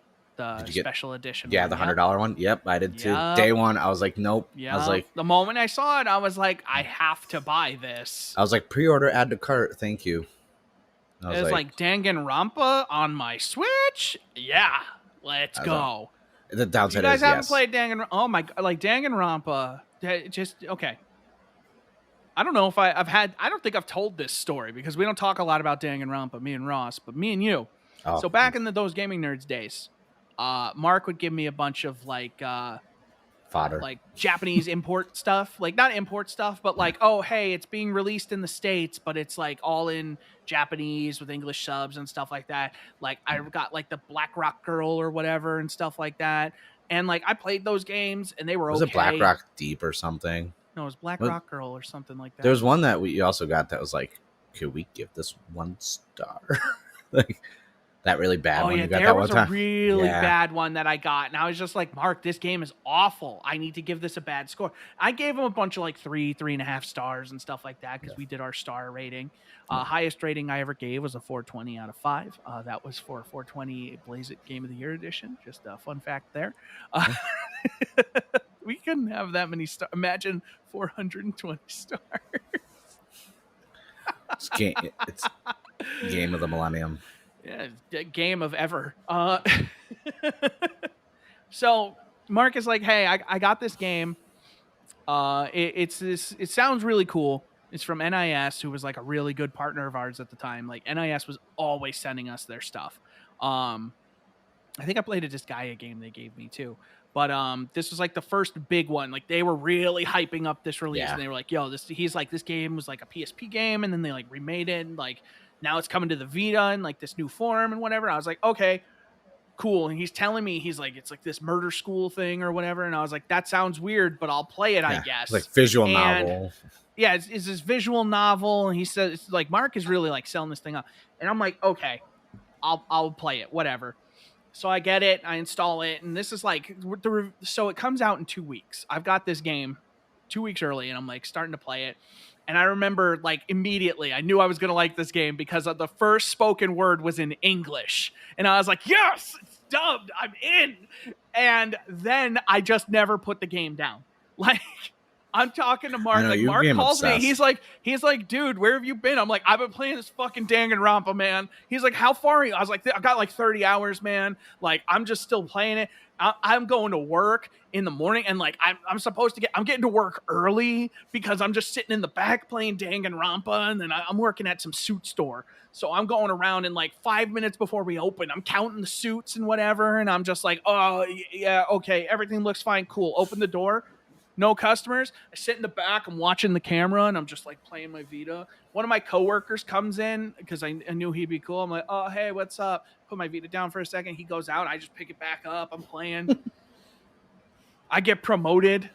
I go to another store. I'm still playing my Vita. Dude, it's But I played Danganronpa. I think I finished it in like a week. I never put it like I didn't put it I know down for that's like all you played. anything. It was all I played for like a week, and I'm just talking to Mark, and I'm like, "Yo, holy shit, this game kicks so much!" And Mark is getting pissed because now he wants to play it. We only got one code. Yeah. He's like, "I should have fucking kept it." Yeah, I was working on other reviews, but I still bought it day one. Like He had to. yeah, it was. I gave that shit 5 stars. I'd do it again. And then ever since then, like it's been a long. Like it's been like it's hard to believe it's been that long for the anniversary of the game because it's like it's so good, but it's like you remember those games. Like yeah, that whole story. It's like I remember that. It seems like it was like pun intended, like just yesterday. It's like, It was but like it's like 8 years ago. yeah, and like but that game was so good. I mean, I didn't think it was gonna go the way it was. Like this guy, I've always been a fan of this guy. I played him on PS2 and PS3, so it's like I already knew about that element from like Idea Factory and Nipponichi and Compile Heart. But yeah, no, Danganronpa was that carried the Vita Wright for me. came first, Uranium. Phoenix Wright came first, then Danganronpa. Yeah, Phoenix Wright was on. That came out what the regular original DS. I think so. Kind of like what's another IP that I loved. Remember Trauma Center? I do. I never played it, but I know what it is. I'm so mad that like we had 2 really good games on the Wii, and then we got nothing. And I think they put a game on the 3DS or the DS, and that was I feel it. like that's right, the 3DS. But yeah, and I was like, I kind of miss like. There's a lot of IPs that aren't around, like because that Phoenix Wright one, that new anthology of the other spin-off of it just got released. the Great Ace Attorney Chronicles. Yeah, and I was like, I'm gonna play that probably another week or so. I'll actually like sit down and play it finally. But I do have the Phoenix Wright like trilogy that I want to play first through because I remember playing those. But I was thinking about the other day. I was like, because with No More Heroes 3 out, I was like, oh, I wonder if we're gonna get any other like Wii era like IPs coming to the Switch because we keep getting all these DX versions of games that were on like the game, like the Wii U and stuff like that. I was like, I wonder what other games IPs they're gonna do. And I was like, what the hell ever happened to Trauma Center? Like, that was a good game. I wonder sometimes if they'd ever remaster like that GameCube and Wii Fire Emblem game. Ooh. That could be neat. Did you pick up the one that was unreleased yet on the Switch? That the one that was like from the NES era? Yeah, no, I found the collector's set at Best Buy just on the shelf, and I was like, ooh. I was like, I'll take that. Yeah, it's actually really good. A story standpoint and this and that, but I'm so used to modern Fire Emblem that I was like, it's rough. Yeah, because this was very like cookie cutter, bare bones, and I'm used to like the depth of the characters and weapons and everything else. And it was just like this is it's almost like text-based game, and then okay, here's your map, move your characters on. Okay, now just a whole bunch of text to read, but no voice acting, no cool weapons and upgrades and this and that. Three Houses spoiled us. Yeah. Uranium, I think you're thinking of Surgeon Sim because I don't think Trauma Center ever came to PC. Nope, it was only on. It was a Nintendo IP. Yeah, I think Nintendo owns that in some or owns the publishing rights. They own the IP 100%. Something. Okay. Yeah, because that one was because that's a visual novel. It's just like Danganronpa. It's a visual novel, and then you go into like almost like Operation style, pulling glass and stuff out, like, and that's it. But everything else is a visual novel, very anime heavy, inspired for the graphics. Great series though. If anyone has a Wii that they want to, check out that game or a 3DS. There you go. But yeah, Danganronpa. Danganronpa's so good. So I played a really terrible game today. It's on Steam. Well, I know it wasn't Legend of Dragoon because it's not a terrible game. Well, no, because I didn't play it today. See what you did there. Yeah. I want to see if I can find this game real quick. It was like some like mech game. And I saw it and I was like, ooh, I like mechs. So I bought it. Was it Super Robot Wars? No. All right. Override 2, maybe. There's game Brambles in the Mist. I thought that was like Bibles or something. Um, no, I want to find the name of this game because I want to tell people not to buy it. It was just like it started. I bought it last week, like right like before the podcast. What was the date last week? I'm trying not to like. Last Yeah, week because was the Bravely first, right? Default was Thursday. Yeah, I think it was on the 1st that it came out, or like a day or two before it. What is all this goddamn DLC? What the fuck? I really, really want to find the name of this game. You know what? I could probably just check my email because I refunded it, which I think says a lot about it. Yeah, I'm just gonna check my email. But yeah, like it was like this mech game, and it's like this future, like Cold War kind of thing, and it's just like it's this main character, and he talks like this, and he's just like, oh, it's fucking war, and oh my god, like, yeah, I got a new wingman, and he's got a good attitude and a good head on his shoulders, and like he seems like an all right guy, and it's like, oh hey, so you're my new wingman? Don't you mean you're my new wingman? And it's like one of those things, Oh, jeez. I and would have it's been able to play that. so I like he said that. I almost turned it off right there. And then I was like, no, you know what? I'm gonna actually Mecha Knight's Nightmare is what it's called. And the game lives up to the nightmare tagline because it is awful. I was gonna make the joke you bought it because it had Nightmare in the title. You're like, ooh. I was like, no, I'm the target. reason. I'm the target demographic for this. But it looked like it was like some like little like, oh, like you could customize stuff. So I was like, oh, maybe this is like a little Armored Core, like arcadey Armored Core thing that could be cool. And then it's like this really kind of just like really loose, really cheap feeling mech game. And it's just like a bunch of like the enemies spawn on the field, and they're just like tanks and helicopters, and they're all just really loud as if they're right in front of you, even though they're across the map. So it was like this really cheap game, and I think it was made by like one person, and like props to you for making a game. The game works. Yeah. I don't know how many people worked on it. The game works, credit to you, but it is bad. The voice acting was bad, the writing was not great, and then the gameplay was just dull. I'm trying to think. I think the last real mech game that I enjoyed like fully from every aspect of it was, I think it was MechWarrior 4 Black. Was that? I know it was MechWarrior 4. And I remember because like that when that game came out, that's when people really started caring about like what graphics card they had in their PC. And I was like, I just built this PC and oh, it's amazing. I can play this game and it's gonna look delicious. And it was because I like mech games, but it's a tough genre to find good games for, especially when Bandai gives us like shit lately for mech games, especially the Gundam games they've been releasing. They're not giving us what we want. They're giving us part of me kind of wishes FromSoft would make another Armored Core, just to kind of like get a good mech game out there. Armored Core, like I'm ready to put the time into an Armored Core, especially if they made it like a Chrome Hounds kind of thing, where they were like they put enough into online. I don't know. Just make the Dark Souls but Armored Core. So you can like see other mechs on the field, and you can call in like reinforcements, and it's just like I can like put down like a little beacon, and you can join me, and then someone can like invade, like, oh, there's an enemy Raven coming in, they're coming to take you out, and it's just like, yo, I'm ready to fuck, let's go. That should be the podcast. I'm ready to fuck, let's go.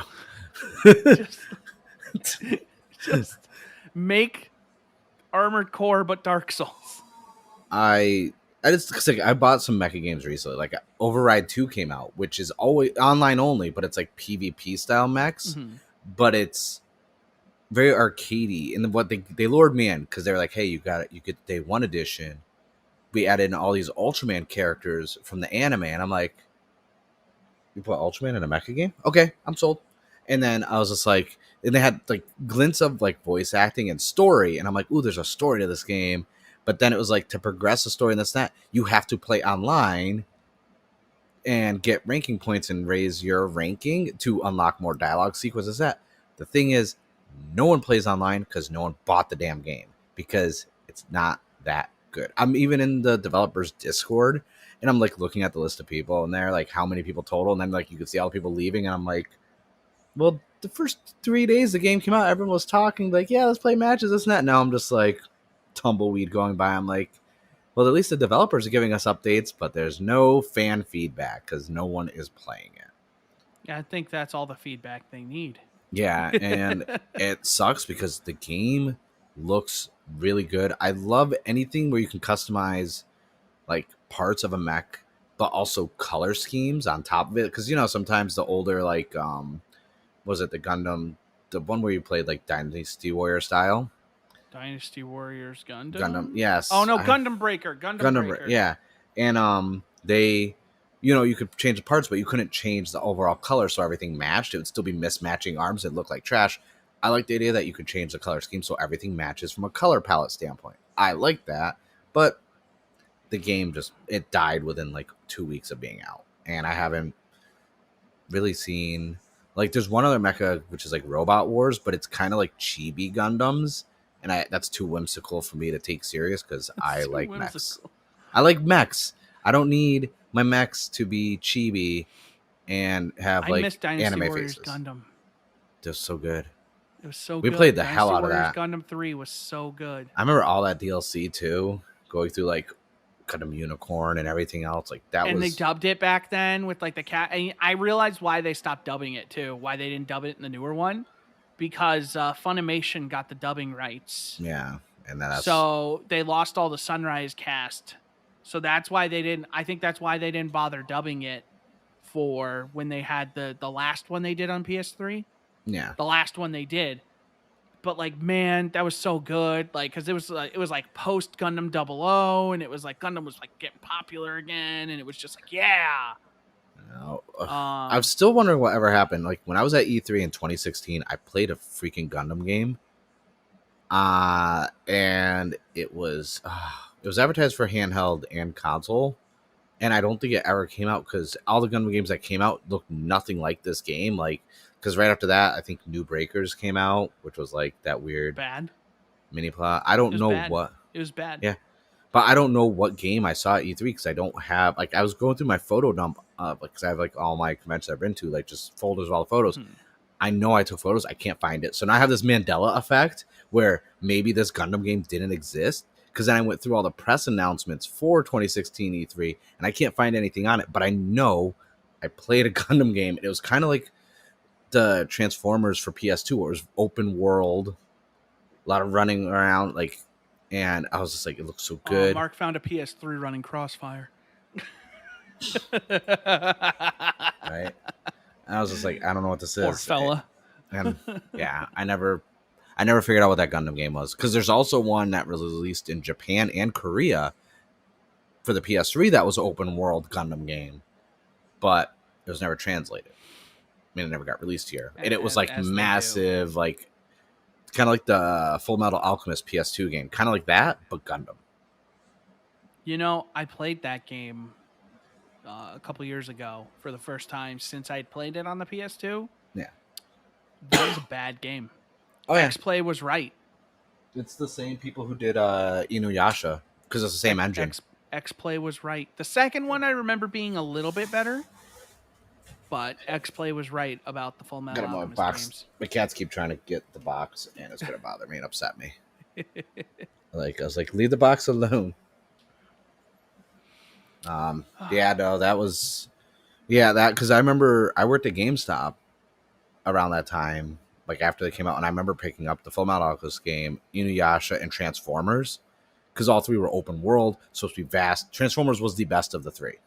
Oh, yeah. And Full Metal Alchemist was...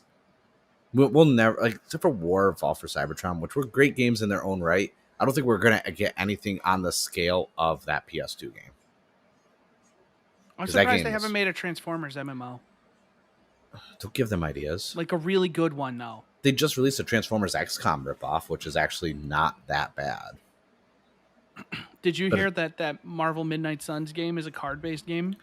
I really don't care because I know Midnight Suns from the comic standpoint, and the second I saw Iron Man in the freaking trailer, I was like, oh, great, they're going to put key Marvel high-end characters from the MCU in it to draw people in to play it, because it's basically like the B and D list characters in that comic series. And if it's card based, Yeah, it's card So, based. did you check Which out? leads me to believe the next Civ game is going to be card based. Did you check out the Black Panther DLC for Marvel Avengers? Not yet. Not yet. I have not checked it out. I just had to patch it. I am curious because Ross said it was good, but not like mind blowing. Yeah, I don't know. I think all the delays of content and I think everything he'll else. have It's like, more to talk. You know, they put out a new roadmap today. I saw it earlier. The Spider-Man is finally on the roadmap. They're also adding a raid. Raid saved Destiny. Yes, but Destiny wasn't in the shape that Marvel Avengers has been. Marvel Avengers is better than vanilla Destiny 1. True, but I don't know. I think because it has a story. Yeah. Oh yeah, roadmap. Dude, I hate when I click on sites and it's like, oh, click the next image. It's like, why can't you just fucking tell me what the goddamn roadmap is? I hate sites that like you click and you go back and they bring you to another screen and they're like, before you go. And I'm just like, oh, remind me never to come to your website ever again. I actually put them on the blacklist. Okay, here we go. Oh, okay. 1 year anniversary, flashback, reward cache, corrupt They're bringing back the whatchamacallit anomaly thing. Yeah. Power level Tachyon anomaly. But yeah, they're bringing a raid. That's nice because like, and they're also bringing in a lot of the cinematic universe costumes. So I mean, it's not bad for fall winter. My main thing right now is like Spider-Man could be the saving grace of this game. Legitimately. You know what would be the saving grace for this game? I'm going to tell you right now. You know what would help this game right now? Galactus. Crossplay. Oh yeah, no, 100%. Crossplay. Like for me, I'd buy. Because you know what's been great about playing Destiny recently? Crossplay. Because guess how Ross has been playing Destiny again? Because I told him about the Witch Queen stuff, and he was just like, "Holy shit!" So he reinstalled the game and started playing it, and he was like, "This is the best time I've had playing Destiny ever." Nice. Because Destiny is the best it's ever been. And you know the Witch Queen. Have you seen the Witch Queen stuff? No.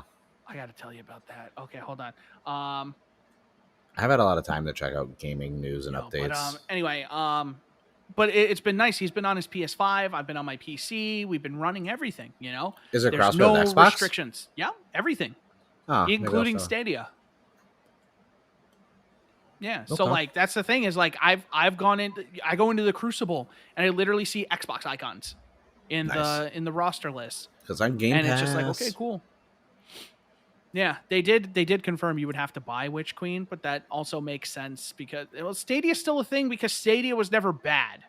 Yeah, their structure was bad in terms of having to buy games, but the service was never bad. Stadia is Stadia is still the best game streaming service out there, bar They none. have the best latency of any of them. Next is Luna. Amazon Luna is really good, but Stadia is the best for latency. If you want good, strong, secure, no frame drops. Yep, mine's over there still. So I played Destiny on my TV in 4K 60 on Stadia, and it worked like a charm. And I played Assassin's Creed Valhalla in 4K on Amazon Luna, and that was actually ran really freaking smooth. Like I was shocked by how good that ran. Like there's the gaming streaming is getting a lot better. I think. Honestly, out of all of them, Sony's the weakest with PlayStation Now on PC. Like, I don't have nearly as many issues as I used to. I haven't had a problem, but I also haven't played a ton. You notice it. I tried playing Metal Gear Solid 4, and I didn't really notice it. You notice it with racing games and first-person shooters. Yeah, Sony's especially racing games on the PC. Definitely on the console, it's a little better. Yeah. You know, it's with the PC. I got to run the app, and the app is not that friendly. I hope that xCloud's better now that it's like Series X. Have you tried it? No, I tried it back when it first was in beta, like on the phone.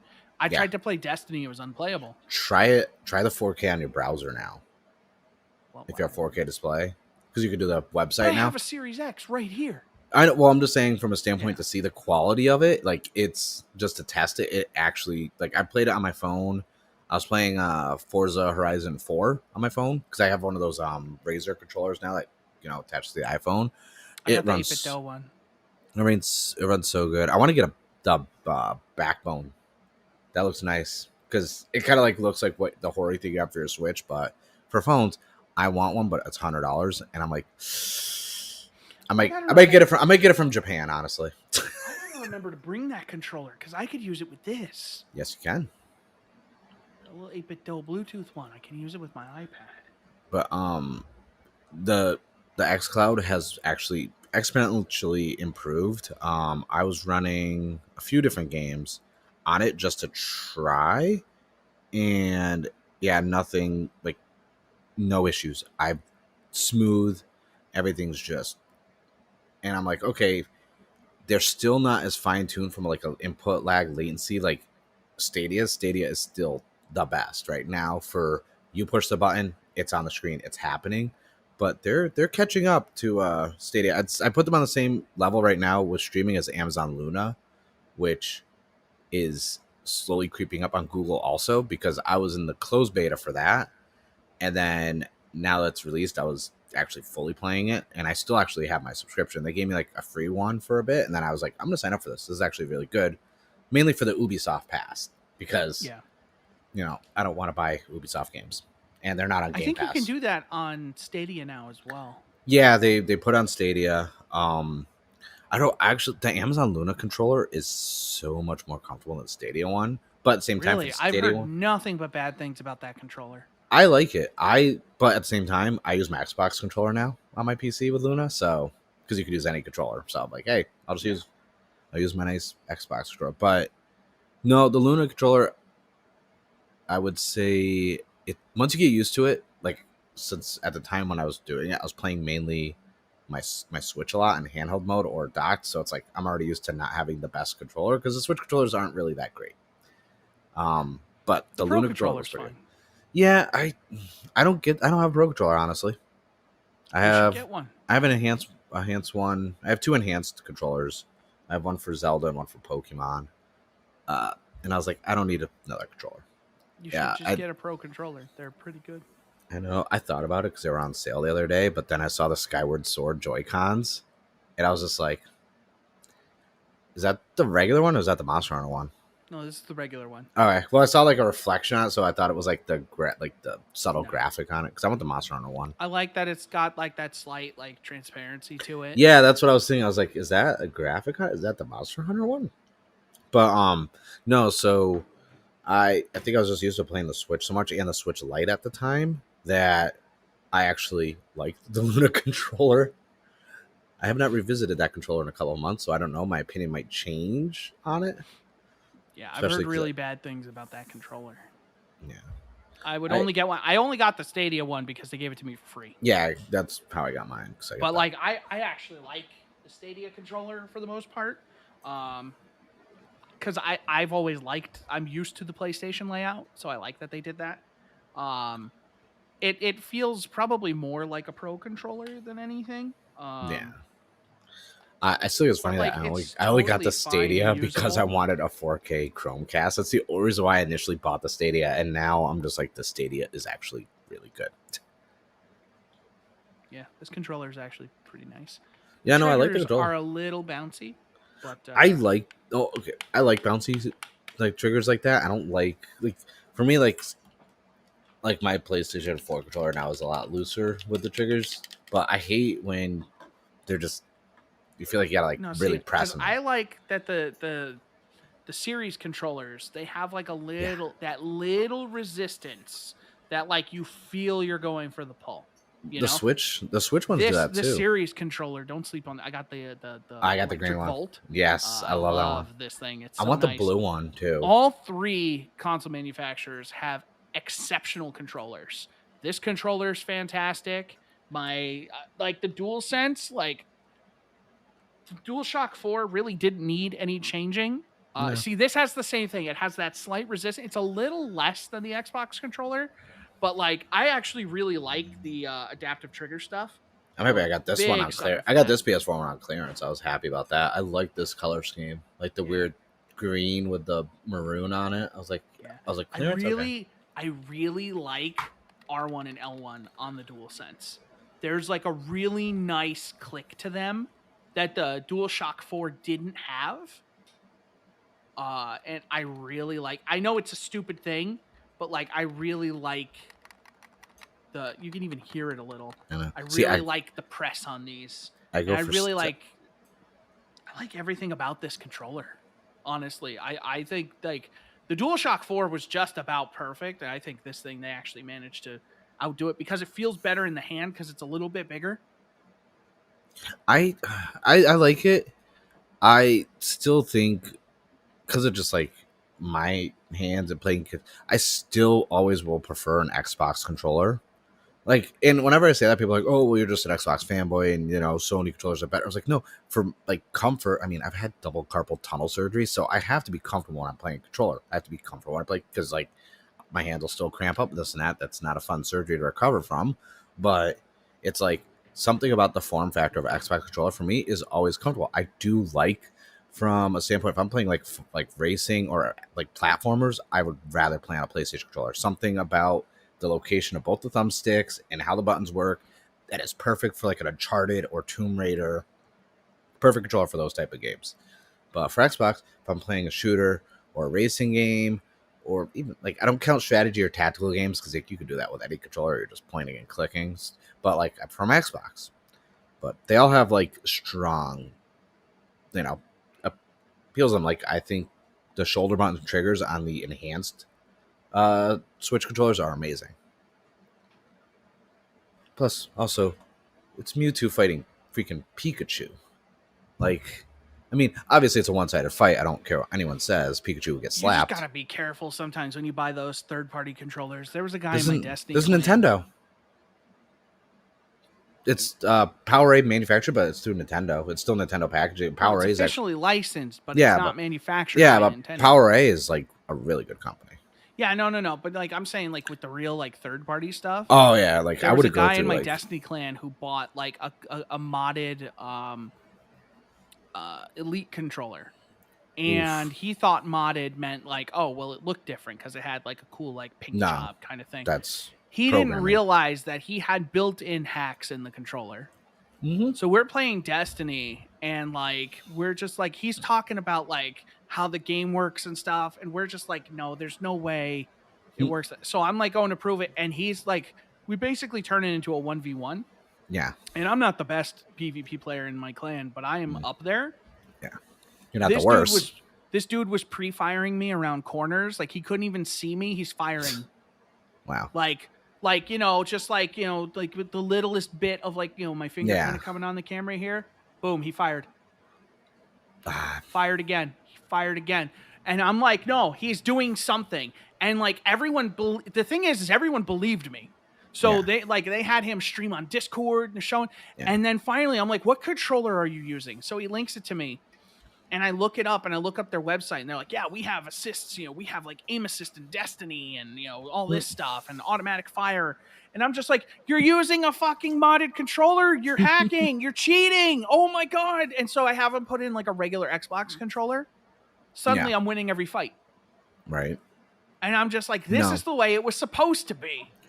And I'm just like, oh my God, he's been playing like he was playing Call of Duty with that controller. He was playing Destiny with that controller. He's like, I'm so good at these games, guys. And like he was playing like one of our best PvPers. And like they asked him, they would just do like these fun like clan like free for alls. Yeah. They asked him to stop doing them because they were like, he's doing something. Like he's going around with the basic bitch sidearm you start the game with. He pulls that out of collections and starts like headshotting everybody. And like our best player is just like at the time, our best player, he's just like, no, there's no way he's making those shots. Yeah.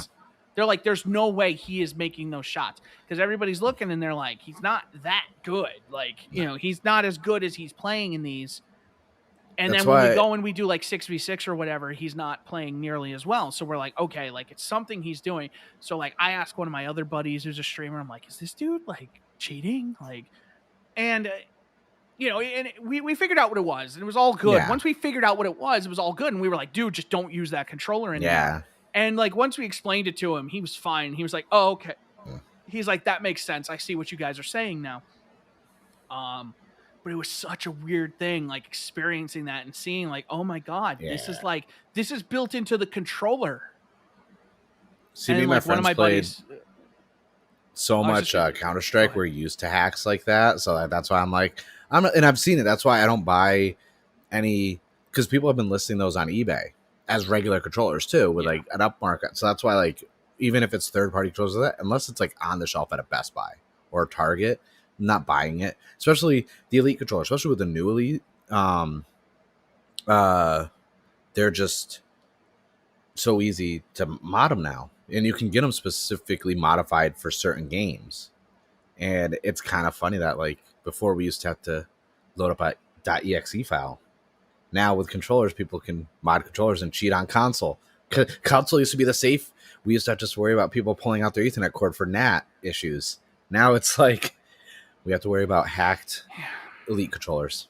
Well, people are hacking on these consoles now Oh, I because they're know. x86 based. Yeah, It's and it not never even used to on be the the case. controller. Like people are just like running hacks. Like there are Bring back the people like FAT32 file system. there were people on Destiny like on the console who were just like clipping through walls and one tapping people with like infinite heavy.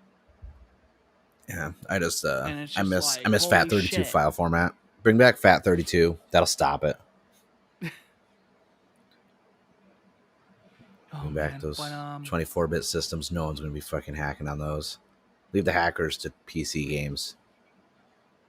I did I started playing Cookie Clicker because it came out on Steam. And so I installed the macro thing for my Razer Synapse. And so I just have a macro that clicks every like tenth of a second. The shit is Cookie Clicker. What is that? You don't know what Cookie Clicker is? No. It's the original clicker. Hold You on. just clicked a cookie and you built an empire. I've got like 100 grandmas baking cookies. They're all like Yeah. 90s and 100 and stuff. You'll be fucking You don't know killing what me. Cookie Clicker is? Oh my god. It's just a web-based browser thing. Yeah, but it's on Steam now. I paid the $5. Oh. I don't give a fuck. Hey, I got an achievement. Wake and bake. Oh my god, Yeah. are you playing Cookie Clicker right now in your browser? No. Oh my god, we taught Mark something today. He's a clicker fanatic. Of course I'm going to get the cursor. Why would I get the cursor? Come on now. All right, well, I guess I don't need to tell you much more about Cookie Clicker. But yeah, it's on Steam now, and I totally bought it, and it's totally worth it, even though it's not as like involved as a lot of modern clickers. How much is it on Steam? $5. Oh, it's not bad. I'm going to have to buy that. Yeah, I bought it. I don't give a shit because like the person deserves $5. Right. For the work. I think so. Okay. The people, I don't know how many people are working on Cookie Clicker nowadays, but yeah, like the people behind it, they deserve some money. Go for it. Yeah, they do. It's gonna keep getting updates, so that's neat. I have also been playing Aliens Fireteam Elite. I've been playing. Ooh, how is that? I've been wanting to buy that. I really like that game. I hear nothing but good things, but I don't know anyone personally who's been playing it, so I'm just like, but I kind of want to get it. I have it on PC. A bunch of my friends have it on PC. So if you buy it on PC. I was gonna anyways. I mean, yeah, yeah, it's really good. It's basically like Left 4 Dead, but like with the real good Aliens vibe. Like they've got that really good like that music when you're on the ship. It's kind of like the off-key synth kind of orchestral kind of thing, and it sounds like eerie. They really nailed the sound of the gun, like how it sounds like weirdly distorted and cheap, but like so alien. How much is that on PC? Like, is that's 50, right? 30, 55, no, 60? I think it's less than that. I don't matter. I'm gonna buy it anyways because I saw videos 40. on it. Oh, that's not bad. Yeah, because I feel like I'm in the minority. I might be able to get you a deal. Where I liked Alien Isolation.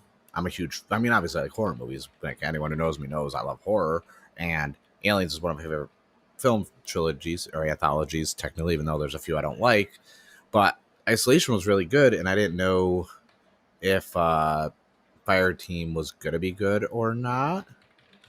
So I'm kind of. Hold on one second. If you like Left 4 Dead, you will. Oh, he's talking to someone. I don't want to interrupt him. Okay, yeah, go ahead. Yeah. So if you like that Left 4 Dead style of things, Yeah, that's what is appealing. it's that, it's aliens crawling on the Yeah. walls, crawling on the ceiling. You're gunning them down. Every once in a while, a big one's going to jump out at you.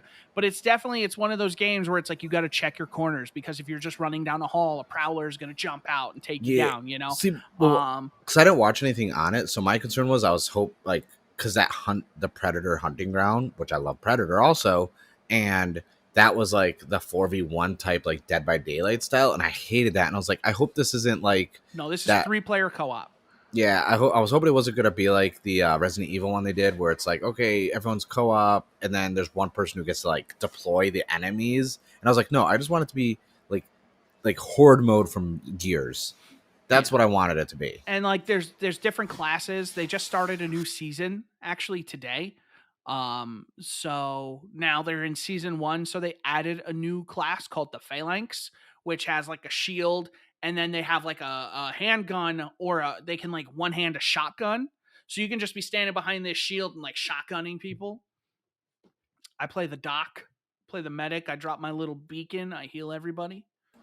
Nice. Yeah, I got to look into that more. But it's definitely something, because like I know we have a Bound for Blood coming out and this and that, and I was like, oh, there's so many games of that, like that style that like I miss. I'd rather play Alien than Back for Blood, because I played the beta of it and it was really good. I think it's just like I miss good co-op games that aren't like Destiny or stuff like that, because they're co-op, but they're not co-op, so to speak. You don't want to have to put in all the investment. You want to I want to pick up and play co-op. It up and play. Yeah. No, I get you. And there's not a lot of games that are hitting that like demographic this that are game good. Definitely hits that. Yeah. Because like even if you're like decked out and like have all your gear, you can still go back and like help your friends with the early stuff, and then you're just shooting shit with a grenade launcher. Hold on one second. Yep.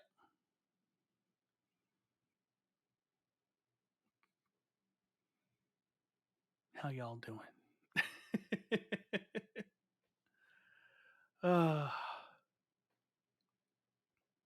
I don't know what's going on in Markland over there.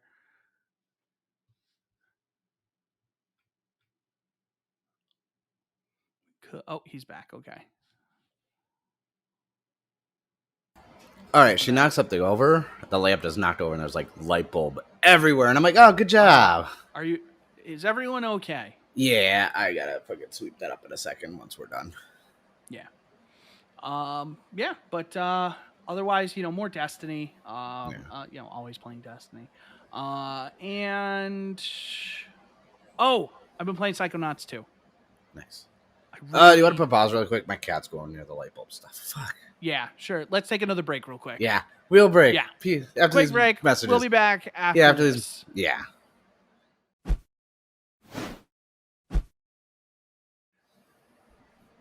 Mark is currently struggling through a life of misery and chaos. Dude, I get one day off in the middle of the week, and it's just like everything under the sun. Like, and now I got to figure out how I'm going to take the light bulb out of the lamp because it broke.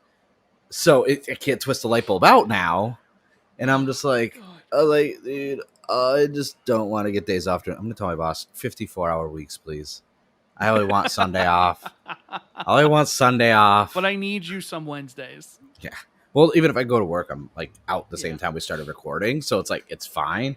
But it's like, if I get the whole day off, I tell you, the first half's always good. Played good. We're up 32 to like 4 after the first half. And then all of a sudden, like, their coach gives them some motivational speech about how they're the underdogs. And they come back and fucking 100-yard rush touchdowns every time. See, I thought you were talking football. I was. And I don't know if you realize, but like giving up 4 points means you got 2 safeties on you. Yeah, I know. That's embarrassing. It is. Being up 32 to, even that's some weird math. How do you get to 32? Well, you get to you kick a lot of field goals. That's how you do it. No. That's how you get the safety, because they're trying to kick field goals because they can't. Neither team is really pushing the yardage. But if you have 32 points, clearly you're doing it. Yeah, they just have a really good kicker. But they only have 4. Yeah, from safeties, from stopping you. So you got the safety. Because if you get the safety, they get the points. They get 2 points in the ball. Yeah. So if they get the safety on you they got twice. 2 safeties. Yes. But that doesn't. They got 2 safeties on you. That's why they got the 4 points and they got the possession. But then you're stopping them as they're getting halfway through, and then you're just kicking it into the field goal. But if you're stopping them, you're not kicking a field goal. No, but you suck so bad on offense, you can't get any yardage, but your defense is really good, so they're not able to make it. You said your day was going good. Yes, point-wise. It's all about numbers, okay? Performance does not matter as long as you win. I don't know. I was getting confused. I was too. I'm cross-eyed now. Let's say the day started good. It started good. It was a little hot out today, nothing bad. Then all of a sudden it's just been shit after shit, and I'm just like, I can't wait to go to work at 7 tomorrow morning. I look forward to it. I look forward to go to work at 7 a.m. tomorrow. I look forward to getting up at 5:30. I look forward to it. I can't wait because it's better than this day has been going. Fantastic. The HalfGen podcast, bringing you the best of days. Yes. So we were just talking because chat reminds, as they always do, tomorrow Sony has a state of play at, I believe, 4 o'clock Eastern. 1 Pacific, yeah. Yes. I pulled it up. I was like, ooh, 1 o'clock. That will be exciting. I'm sure we'll see some stuff because Sony definitely needs some goodwill because they really botched this Horizon Forbidden West stuff. They had their thing where they were like, hey, Horizon Forbidden West, the pre-orders are live, and you don't get the PS5 version for free if you buy the base version of the PS4 version. You could only get it with the collector's edition. There's an $80 version that had dual entitlement and up. And then that was a big thing, and everybody was like, the fuck, Sony? Like, even just charge $10.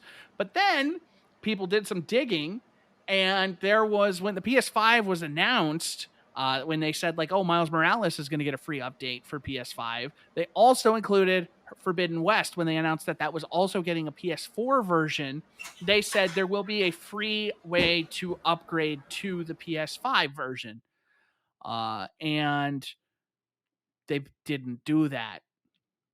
They failed. Which, not a good look for your recently delayed major AAA title. Well, wasn't there another one that they had the upgrade for that they messed up also besides Spider-Man and Horizon? Wasn't there like a third one that was supposed to get Ghost of Tsushima people were like really weird about, and they were like, oh, okay, whatever.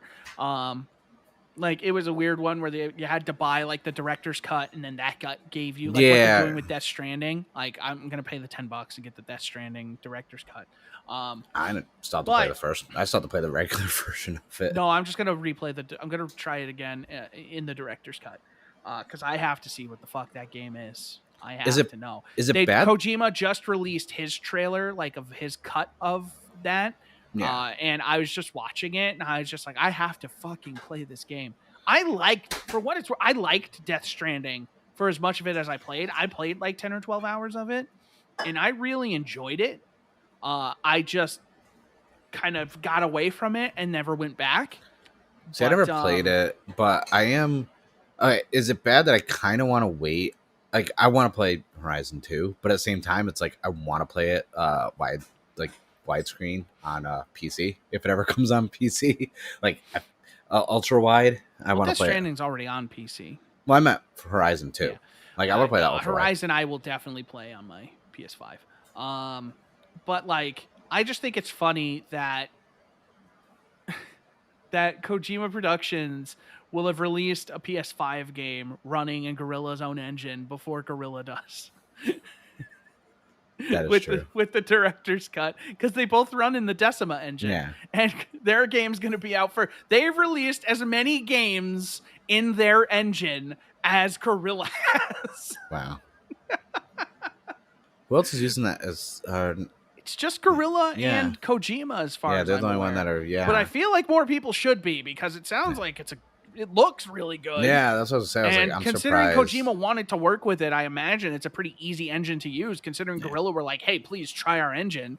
Like, I imagine that they built that with the intention of developing a lot of really good games on it. Sounds like the opposite of the Frostbite problem, where it Yeah. was just like, it was built wrong and then or it was built a certain way and then EA said, just make Use it it in work. everything. Yeah, use it in everything. Just make Use it it. work. They used it in PGA Tour. They use it in NHL Yeah, now. they're like, hey, we're gonna put Frostbite on everything. It's like, oh yeah, we got this for Dice for Battlefield. It's like, put explosions in the golf game then, because I remember that trailer. There's like, it's like, okay, I just assume Michael Bay is the CEO of EA. They had explosions in a golf PGA. So Jim Ryan came out on what was 4 days ago? The 4th? I think Saturday the 4th. Jim Ryan came out and basically said, okay, so here was the statement from PlayStation CEO, President and CEO of Sony Interactive Entertainment. Thursday, it was Thursday, 4 days ago. Oh, right, because this came out a couple days later. Yeah. Thursday was to be a celebration of Horizon Forbidden West and the amazing team at Guerrilla working to deliver it on February 18, 2022. However, it is abundantly clear that the offerings we confirmed in our pre-order kickoff missed the mark. Last year, we made a commitment to deliver free upgrades for our cross-gen titles, which included Horizon Forbidden West. While the pandemic's profound impact pushed Forbidden West out of the launch window we initially envisioned, we will stand by our offer. Players who purchase Horizon Forbidden West on PlayStation 4 will be able to upgrade to the PlayStation 5 version for free. I also want to confirm today that moving forward, PlayStation first-party exclusive cross-gen titles, newly releasing on PS4 and PS5, both digital and physical, will offer a $10 USD digital upgrade option from PS4 to PS5. This will apply to the next God of War and Gran Turismo 7 and any other exclusive cross-gen PS4 and PS5 titles published by Sony Interactive Entertainment. So basically, go buy the PS4 version of Horizon Forbidden West. It's $10 cheaper, and it works on the PS5. Yep. I think they like should just do free upgrades regardless. Yeah. Or they should just charge $70 for the PS4 version. I don't know. I know it's not the same situation, but every time I see $10 for upgrades into this, I just think of online passes. Remember that? We survived that. You know what I think about? I think about Game Pass. And I'm just like, So for the cost of a month of Game Pass, I could play all of these games without paying anything else. It's a really bad look for Sony that they keep sticking to this. And it really, honestly, it just makes their $70 price point seem so arbitrary when now you'll be able to buy the $60 version of Horizon and play that on a PS5. And it's just going to work like the PS5 version, which they're still selling for $70. It really just makes that price hike seem incredibly arbitrary and like unnecessary. And then when they're like, okay, well, going forward, you're just going to pay the $10 difference. It's like, that is such a shitty thing to do. And you know who's not doing that? Microsoft. No, and also for those who can't get the Series X or Series S, you can start doing xCloud to stream Series S and Series X on the Xbox One. It's like, and everyone's like, oh, they can't be making that much money with Game Pass, but like, yeah, but they're apparently more consumer. They're consumer friendly and going service orientated, whereas Sony is still focusing on hardware sales numbers, getting like the I'm not gonna lie, Ghost of Tsushima, one of my favorite Sony games ever, one of my favorite PS4 games. I would gladly buy the Director's Cut, play it on the 5. I would play it more than once. It is amazing. But I don't... Something appealing about Game Pass Ultimate just having PC and your console, and you can play on your iPad or your phone. And not just the day ones, but the fact that there's a lot of people out there who can't get the Series S or Series X. It's, especially with the Series S, the hardware limitations of the hard drive on it, and you don't want to expand the memory because it's not cheap to expand the memory on those, but being able to stream Series S and Series X games, even if you already have a Series S, is just appealing because it saves your hard drive space. Or for those who can't get a Series S, Series X, you can sit there on Xbox One, Xbox One S, Xbox One X, and you can play the next gen games. Or if your PC doesn't have a good video card, this and that, and hardware stuff, you could stream the games on xCloud's web browser. Because I don't know if they have an app yet for it to stream. I know they have the web browser right now. I think it's just the browser. Yeah, and I think it will be built in Windows 11 to like the Xbox app. But my thing is with Sony, it's just like PlayStation Now, I really haven't seen an evolution of that service. Like, yes, they put more titles on it, this and that, and they did give us an app on PC to stream. But like from an overall standpoint of it being an app and a game service, I have not seen anything evolve from it other than a price cut. Like the interface is still the same. It's like they should just bundle with PlayStation Plus and put better game and put more games on it and have more access of newer games on it. Because Sony needs to start thinking service based and stop thinking so much about console and hardware. Because every time you hear about Sony, they're I don't think they need to stop that. Real quick, I just want to address yes, Uranium. So if you buy the PS4 version of Horizon Forbidden West, you will upgrade to the PlayStation 5 version for free. If you buy the disc, it will download the PlayStation 5 version and it will use your disc to authenticate it. Or if you buy the digital version, it will give you a PS5 download, just like Miles Morales does. Do you get the PS4 version if you buy the PS5 version? No, that is not the case. You will only have the PS5 version. It's a Final Fantasy 14 situation. You could upgrade from the PS3 to the PS4 for your account. You can't go back. Yeah. I don't think Sony needs to stop doing what they're doing. I think it works for them. And just look at Nintendo. Oh, yeah. But I think the big thing is just this arbitrary, like, hey, we're going to try and get $10 more. Yeah. And then it's creating this huge thing where it's like, if that $10 difference didn't exist, this would be a free upgrade. Yeah. Regardless. But it's because they decided to raise the price of games $10. I don't know that, like, I haven't necessarily seen it so far, the justification. Like, I don't see what about Ratchet and Clank made it $10 more expensive than the PS4 version, understanding that the Rift Apart is an excellent game and it runs incredibly well on a PlayStation 5. Excuse me, there's no doubting that. Yeah. But at the same time, it's like, is that $10 justified? And I don't think so. And I think it's just making this complicated situation now where Sony can't figure out how the hell they want to get their people. They had the biggest install base last generation. Yeah. And they are having the hardest time getting, helping people figure out how they're going to bring their games to PlayStation 5. And every time they do it, it's with a price tag. Yeah, like Final Fantasy VII Remake. Like, I'm really mad that the whole Yuffie bonus, which isn't a large time frame of gameplay, is only on the 5. Well, and it's that whole thing, too, where, like, the PlayStation Plus version didn't upgrade to the PS5 version. And it's like, that's only because they want you to buy it. Also, anyone who has the whole PS4 to PS5 upgrade, if you're buying the disc for a game on PS4, make sure you don't buy the digital-only PS5. Just a PSA. Because that'll kind of ruin it for you. Oh, that should go without saying. That would be hilarious. Just like, I can't wait. And it's like, oh, I have. You think you could hook up a Blu-ray drive to the USB?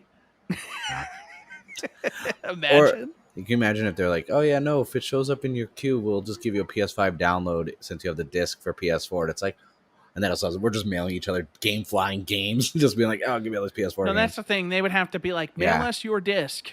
Right. Mail us your game. They wouldn't mail you the PS. Yeah, then we'll give you a digital code. Yeah, give us your game. We'll give you a code, and then they'll sell like refurbished copies on their website. I wouldn't trust them for that. No. Then you're screwed out of not paying on a PS4. Yeah. Is there anything? So with the Horizon thing aside, was there anything else already like hinted at what they're going to be showing on Thursday? Like what? No, I don't think they're even going to show Horizon. A lot of people are hoping we'll finally get to see God of War. I think we'll see. I can't say nothing. What do you mean you can't say nothing? I know people who work there. Oh. We should talk after the show. No, I literally can't. Like, no, I don't even know anything. Like, but I know no details about it. I just know the standing right now, I guess, of like progress. but I don't know any I think it details. would be a good time to maybe start showing something. I think it'd be cool to have like a, hey, here's 5 minutes of the new God of War Well, and show a title that's still finally. scheduled for next year, right? Yes. Yeah, so I I assume think they they would. should show Gran Turismo because I Oh, imagine definitely. Gran Turismo is going to kind of be their early, like first half 2022. Yeah, Like it's going to be after Horizon, but like it's going to be like their Ratchet and Clank. yeah. It's going to I hit in like the late April, I think, I or just hope like late March, early April, maybe. it's like some stuff we haven't heard about, but I would be hard to say if they bring up hardware sales and this and that. This is just going to kind of not work in there because in the articles anyways see online, there was like, No, oh, State of Sony Play, not they sold. don't talk See, sales. I They don't. talk game. I'm at work every time they have one, so I just check State of trailers. Play is more like a Nintendo Direct. I love Nintendo Direct. Yeah, so it's not as good as a Nintendo Yeah. Direct, but they'll probably show some indie stuff. They're probably going to show more Kenna. They'll probably have like one or two games that are like coming to PlayStation at the end of the year. I hope they don't show Deathloop again. Right. I'm They one have the more show. showing of Deathloop away from just being like, I'm not going to play Deathloop. They need to show some news. That's what I'm saying. They need to show like maybe a few things that are coming out before. They need to show this people year. what's coming to PlayStation. Yeah. Because like they don't have anything for the rest of the year. They have Kenna and they have Deathloop. We need at least one or two surprises that'll come out before the year's over, and then focus heavily on quarter. I don't think they have anything to come out. I think it was Horizon. I don't think they're gonna have a strong. I don't think they're gonna have a strong Q4 holiday season this year. Well, they will, because as long as the consoles are there, because people will still be buying Ratchet and Clank. People will be buying Returnal. Like, it's not that Sony didn't release any games this year. No, it's just they didn't release any consoles. They're still going to sell Miles Morales. That game is one of their best selling. I know. Maybe they'll show the new Spider-Man. Maybe that's a next year game. Maybe they'll show 2 teams. Maybe they'll show that one game that Sucker Punch did that one time. There's a rumor that someone's making a new Sly Cooper game, and that it might be Sucker Punch. I would rather have Infamous. I agree. Is it weird that my biggest fear is that they're going to start, like, now that we're approaching the 1 year mark of the consoles coming out, we're going to start getting definitive editions again? We're already getting them. No, I'm saying like sets. Like, oh, here's the Infamous collection. Here's like They haven't done an Infamous collection yet, though. I know, but I just feel like in general, I think that's the next step. Imagine, just think about this, okay? Thinking. Infamous Second Son, okay, came out, was great. Imagine if they charged you $10 for the 4K update for the PS4 Pro. Wow.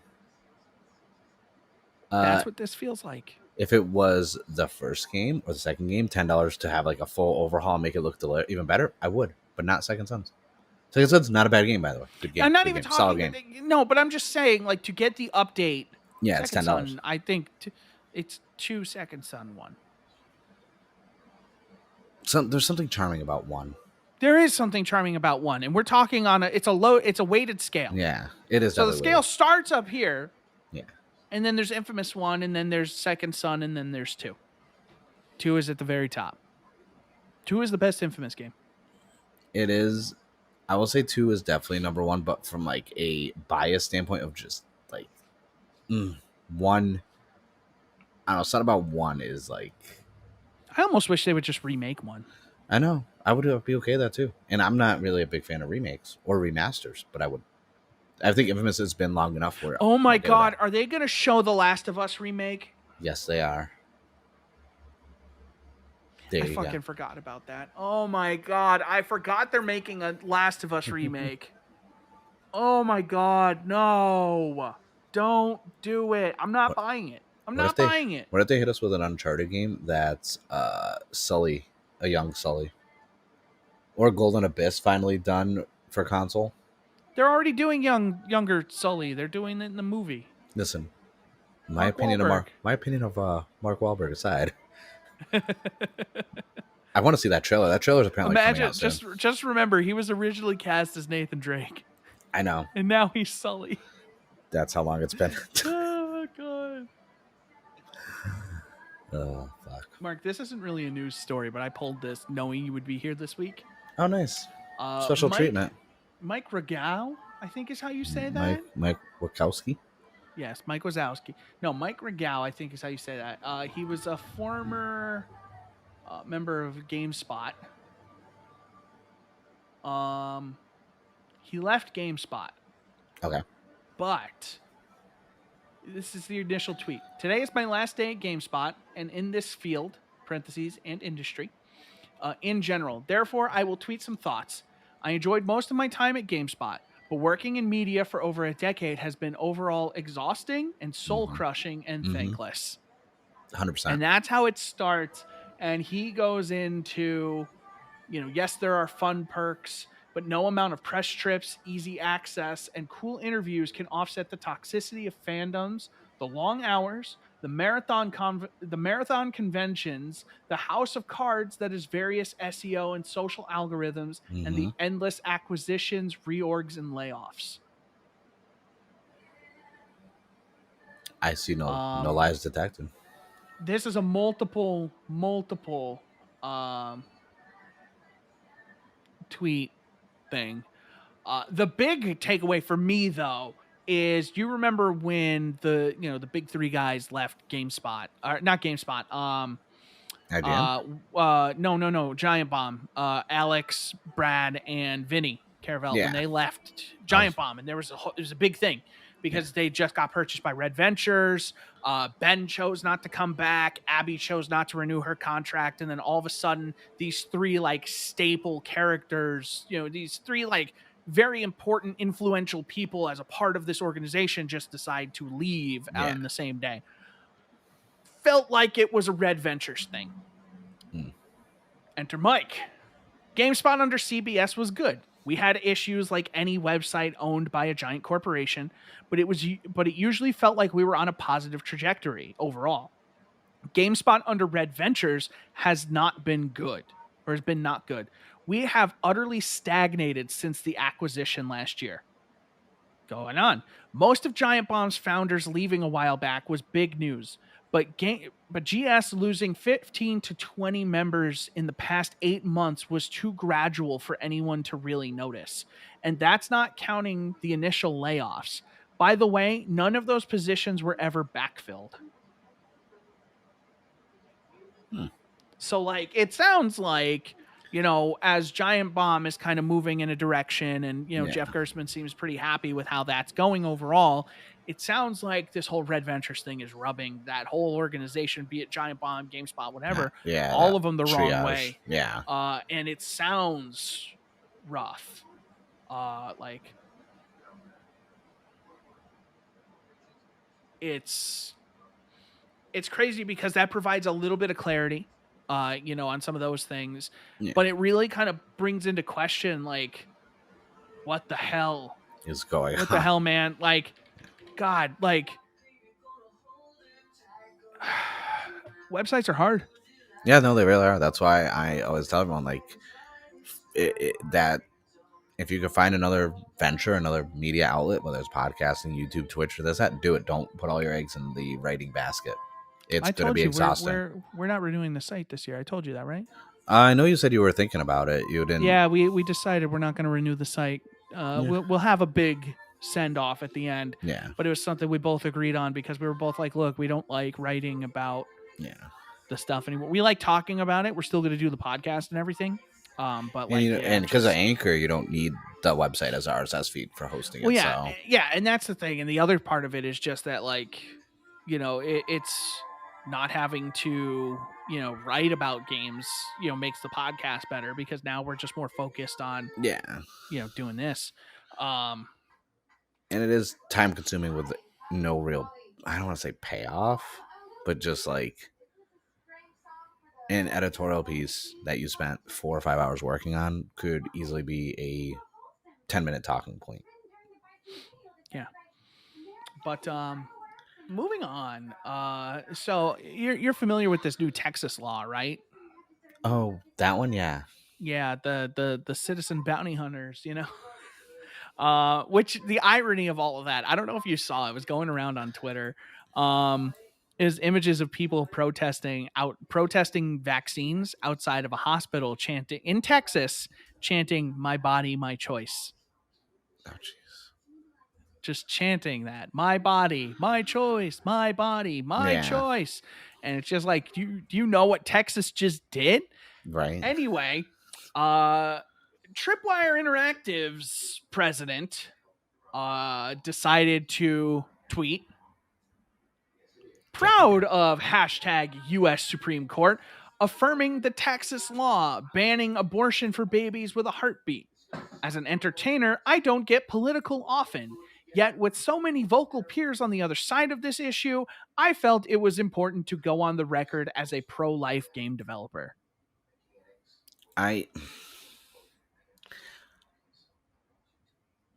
Everyone's allowed to their opinion, right? And whether it's the wrong point, this that, I think the backlash for him personally has been insane. I believe he's now no longer with the company, and I was just like, Yeah, he's as entitled. of September 6th, he has stepped down from his role as CEO. And I've always been like one of those things where it's like, well, when people, okay, they hate it all you want towards him, I don't really care. It's his opinion. The other day, he's allowed to have it. But the people sitting there saying, well, Maneater, I'm going to refund Maneater. I'm not going to play this. I'm like, no, Maneater is a lot of fun. Like, most CEOs don't actually make the games. Like, don't like hurt the people who This are is a like, situation. Don't hurt them if they're not mismanaging. Like, this is a guy's really bad opinion, bad take. Yeah. But like, those but you don't developers have nothing to punish do the with it. developers for that. That's ridiculous. But like that's far too like reactionary. But like, man, like just like such a tone deaf response. And like, you know, it's easy. Like I remember when I was younger and I was definitely like, cause you know, when they teach you and you're young, you pick a side because there's no gray area. And I was always like, oh yeah, pro-life. No, you don't know. You don't know what that kid could be, you know, whatever. Yeah. But then as I get older and you start to realize, and it's like, you know what, there's a lot of bad situations. And there's also just the whole thing of like, I shouldn't have say over like what a woman does with her body. That's why I'm pro me. So if it directly affects me, that's when I should have an opinion. Okay. If it's something that doesn't directly affect me, then my opinion does not matter. My thoughts should not matter. And subscribe to your newsletter. Yeah. You can find my pod. Yeah, no, like literally, like I have no say in that. But then there's stupid people who think this does affect them. Oh yeah. You know? But the keyword there is stupid though. Stupid's the keyword. Yes. You're right. But yeah, this is just something he should have just kept his fucking. I know it wasn't even like prompted or warranted. It was just out of nowhere. And the worst thing is they just going out there and the reasoning he did it. So many of my peers are just coming out and like, you know, saying this is such a terrible, terrible thing. I say, fuck those people. I'm here for it. I will say though, there is a double standard to it where if people can be very vocal about one thing and be praised, but there can be no discourse or if you are on any opposing side and you say something, it's instant get rid of them. No discourse. I would before I believe like, yes, bad take. Someone be like, well, why?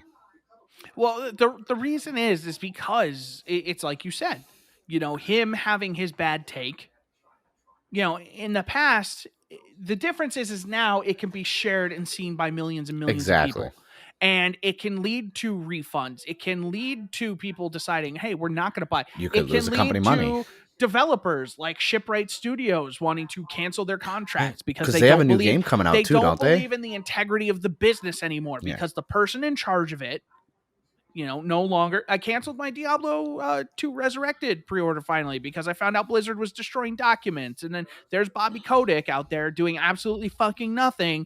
And it's like, you suck. This sucks. Nobody, like at this point, it's like nobody should get my money. Like I feel bad for the development teams, but it's like I don't want my money going anywhere near Bobby Kotick. That's the reason why, like, I mean, Diablo 2 has a sweet spot for me. So like, I won't buy it. But I won't buy it until something is done. But whatchamacallit, they had besides Maneater, they had a new game I think coming out, Chivalry 2 or something. They have a game coming out soon. And Chivalry 2's already out. I thought they had there was another game I think they had. I know they did Chivalry 2, Maneater. They have a game coming out. And already people are like, well, I'm going to cancel my pre-order. They're not going to get my money. And I'm like, guys, this is the CEO's opinion. He's not putting those pixels on the computer. He's not doing the voiceover. He's not writing this.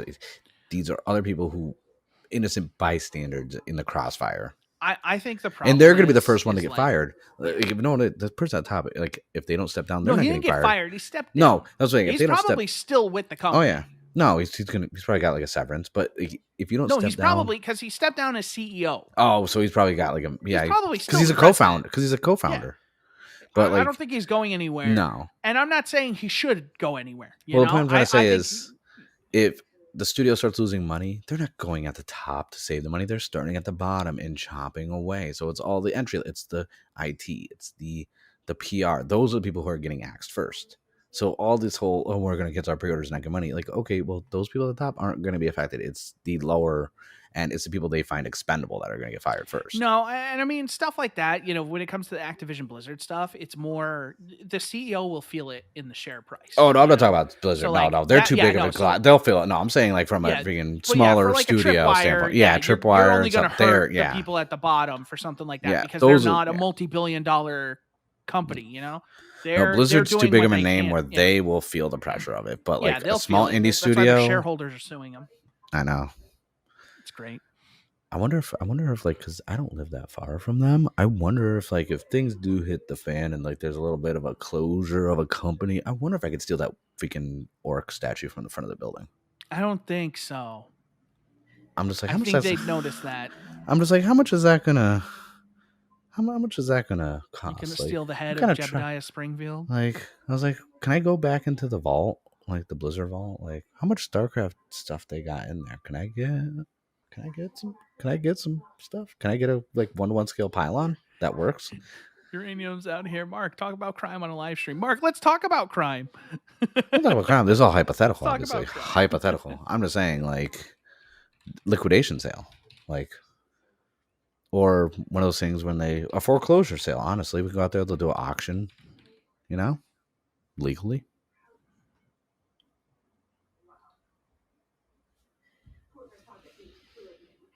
What the hell? How did I manage that?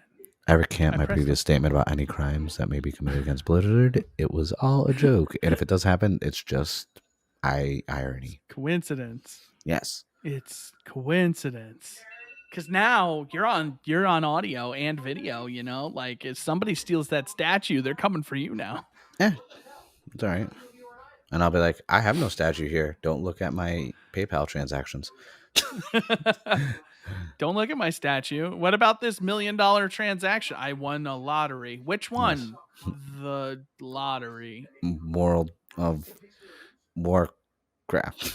That's from selling gold on WoW. Yes. Gold statues. I sold a lot of gold on World of Warcraft. I started gold farming. China. Yes. Everyone was making those cryptocurrency farming things. I made a gold farming thing of stuff. I have many bots. I have violated many terms of service, but I have committed no crimes that you can prove. It's like, California won't extradite me. It's like, California's not a country, sir. It's like, avocado, run. Just throw an avocado at their feet. That's what I was going to do. I throw it at the ground, and it's like green smoke comes up there, and it's like, how do you get a green cloud of smoke to come out of avocado? It's like, don't question things. Science. How did it turn into a bowl of guac? It's like, I don't know. Where'd all these chips come from? They're distracted. It's like, here's salt and lime in your eye. But no, it's a tough. Like, okay, so I've learned, and we're similar in age. I'm 35. So I've seen the evolution of the internet, people's opinions, and cancel culture, whatever you want to call it. I just call it as public accountability.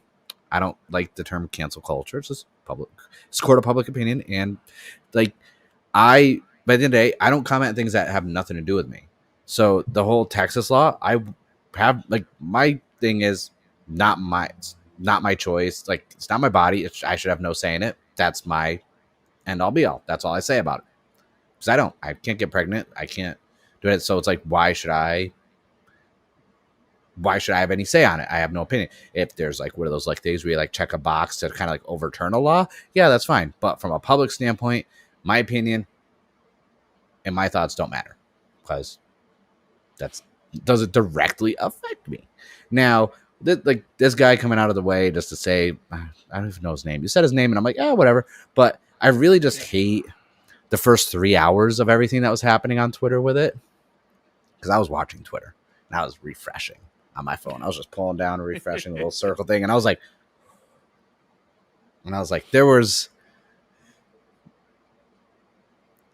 there's some bad takes in general, and it's one of those things where I don't. It's like the whole Five Nights at Freddy's situation. I feel like every month we're getting like someone who's either created a franchise or is a top of a head of a company or CEO or something, where everyone's just like, let's go after that. Like, yes, his take was very bad. Do what you want. Respond to it how you will. Yeah. But I don't I'm think just everybody saying, deserves to get crucified for everything no, they say on the that's internet. the thing. It's like you don't get any growth from it when you chase someone. Like, what are they going to learn from you? Like, okay, let's face it. Yes, he could be still a co-owner of this app, but hypothetically, if someone loses their job over it, what are they going to learn? It's That the like, people on the internet suck. yeah, it's like give someone a, like have a civil discourse, understand what made them come to this decision. It's kind of like the whole vaccine situation where I know people who aren't getting it because of certain religious beliefs and this and that, and I'm like, I get that. You know, I can't fault you for religious beliefs. That's not my place. And yes, certain things have to do with religious beliefs and this and that, but it's one of those things where it's like, at the end of the day, I'm just a dude who likes nerdy shit.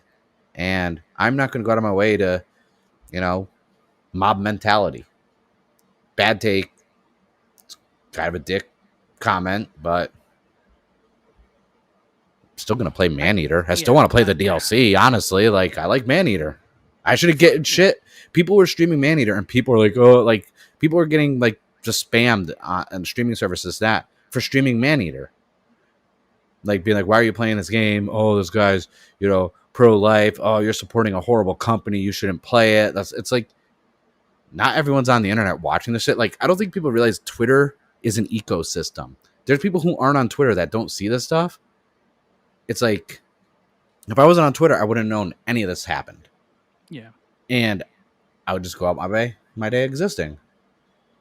It's like, I don't think people realize, like, it's so condensed, and Twitter is such a small entity that that's why I just don't, like, I kind of figured you were going to bring up the Maneater thing because it was trending for a whole, like, 18 hours. Yeah. And then it died out, and then he stepped down, and then it trended for 2 hours. And it's like, in next week, it'll be someone else. And more than anything, it's definitely like, at a certain point, yeah, it's just to like show solidarity at that point of like, look, this is obviously a bad take, and this is not a take that, you or I support. Yeah. But I do agree with you. Like, not everybody needs to be like crucified just because really they quick, share an opinion online. I do not share his opinion at all. I don't either, no. But at the same time, it's his opinion. And did him giving his opinion affect anyone directly? Did it change the situation? His opinion did not change the law. His opinion did not. There's over 1 billion people in the world who, in theory, all agree. I mean, technically, if you're talking religious beliefs, I should agree with him. Yeah, no. I'm Roman Catholic. I was raised Catholic and Christian. Like, I should 100% agree. I should be on this dude's side and be fucking, go Texas. I should literally grow up my beard, put on long hair, if we could wear a Jesus robe, be like, I got you, my child. I got your back. Jesus blessed. But I'm not. Like, I don't, like, yeah, that's how you bless me. Just boom. That was holy water, by the way. It was just like, boom, just a little sprinkle. Like, oh, you see that water over there? Boom. Why? Yeah. Salt Bay style, Jesus Bay. Just, But, like, yeah, realistically, I should. But it's like, still, at the end of the day, it's one of the things where it's like, I may not respect the person, but I have to respect people's opinions. People are entitled to that still at the end of the day. And people are also entitled, for free speech, to give their opinions if I agree with it or not. So that's why I usually don't engage in the whole rawr, get 'em.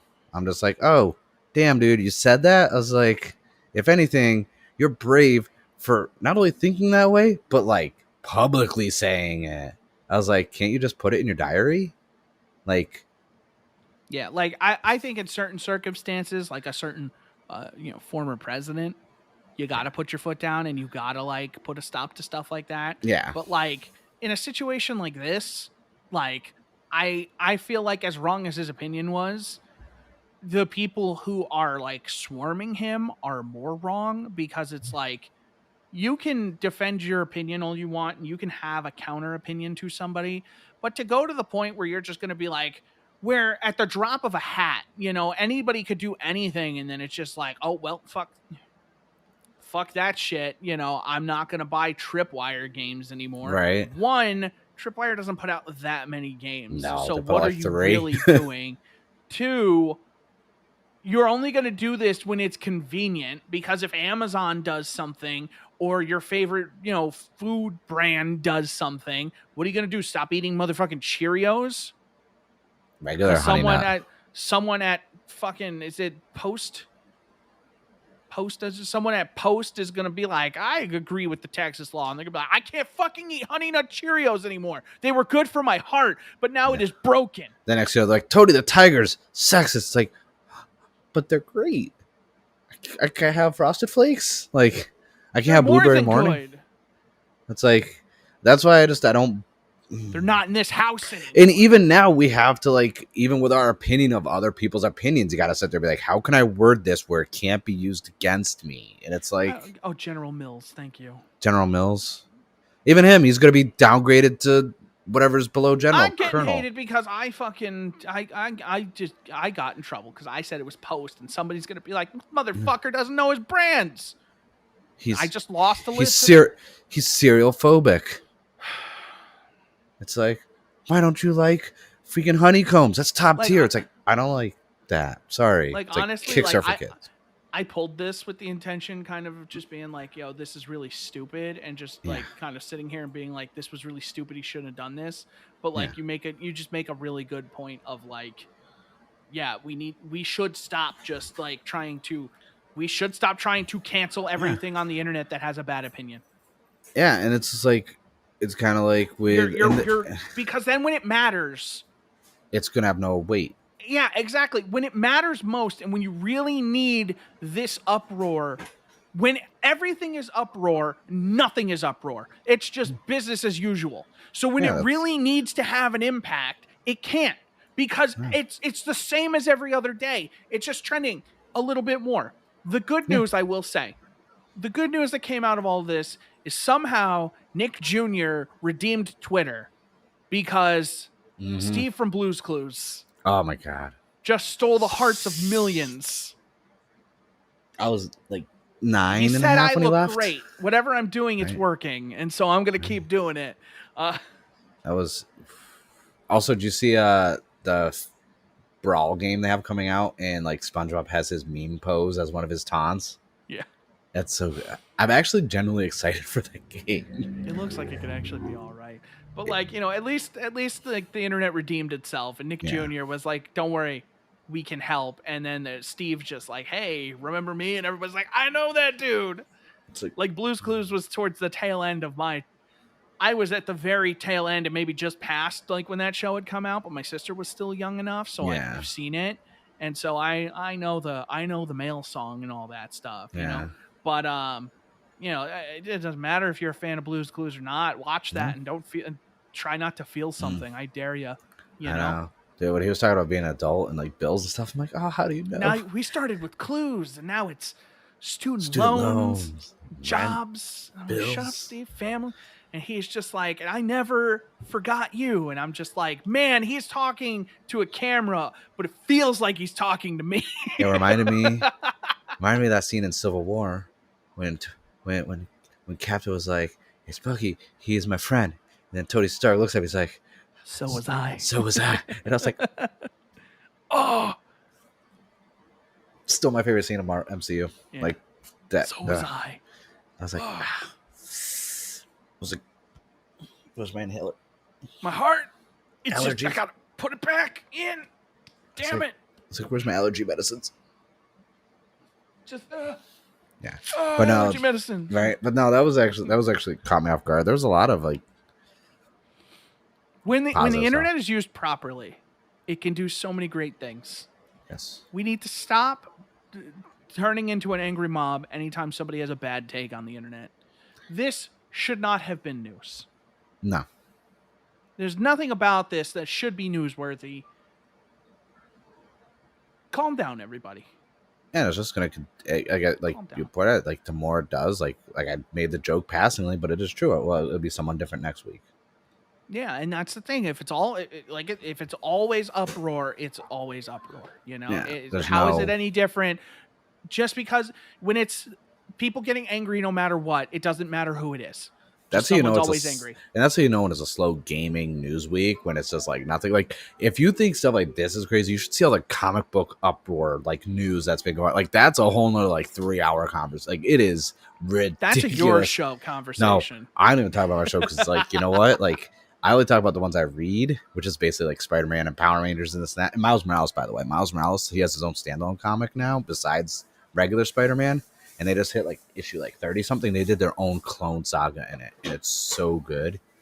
Like, I might have to read I'm, that. I'm sold on Miles Morales now ever since Into the Spider-Verse and the Spider-Man game. Like, he's Miles Morales is the best Spider-Man.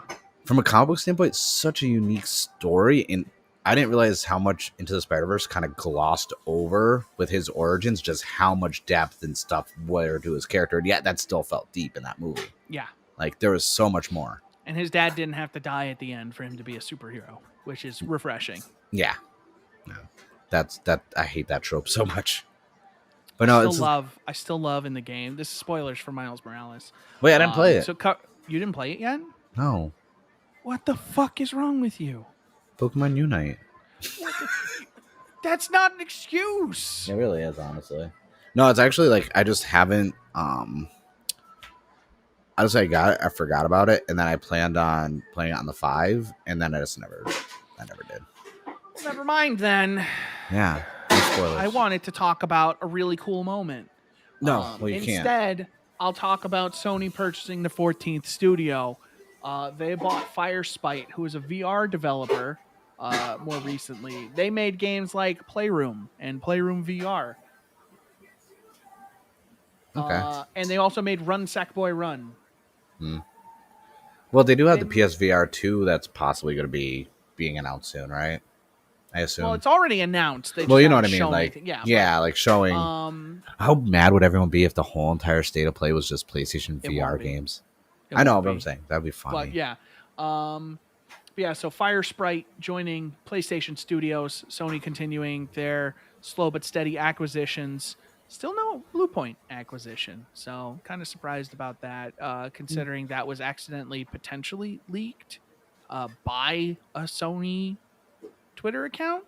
So I wonder if maybe they're just trying to hope people forget about it, and then they're going to be like, haha, surprise! Maybe they announce it tomorrow with a new game from Bluepoint. Do we have... Oh, okay. Never mind. I was like looking... no, my own thing.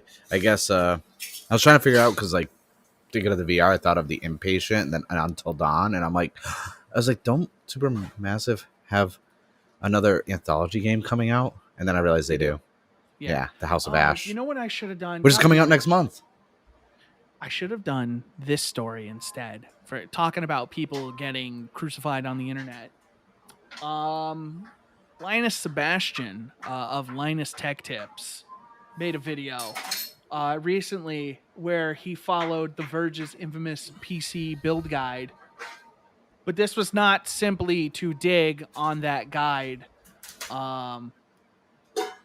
He was joined by the star of the video himself, Stefan. I never know how to pronounce this last name. Etne or something like that. I don't know how to pronounce that. But Etne, Etienne.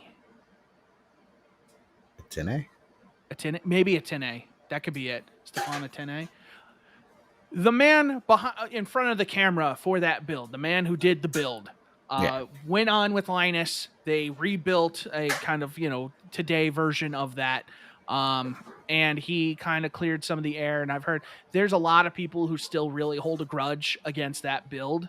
And for what it's worth, I think Linus, he got his digs in. I watched the video. He got his digs in because he is like, come on, man, like, this is something that you definitely messed up. But I think for his part, there were some points where I was like, dude, just like, accept that it was bad.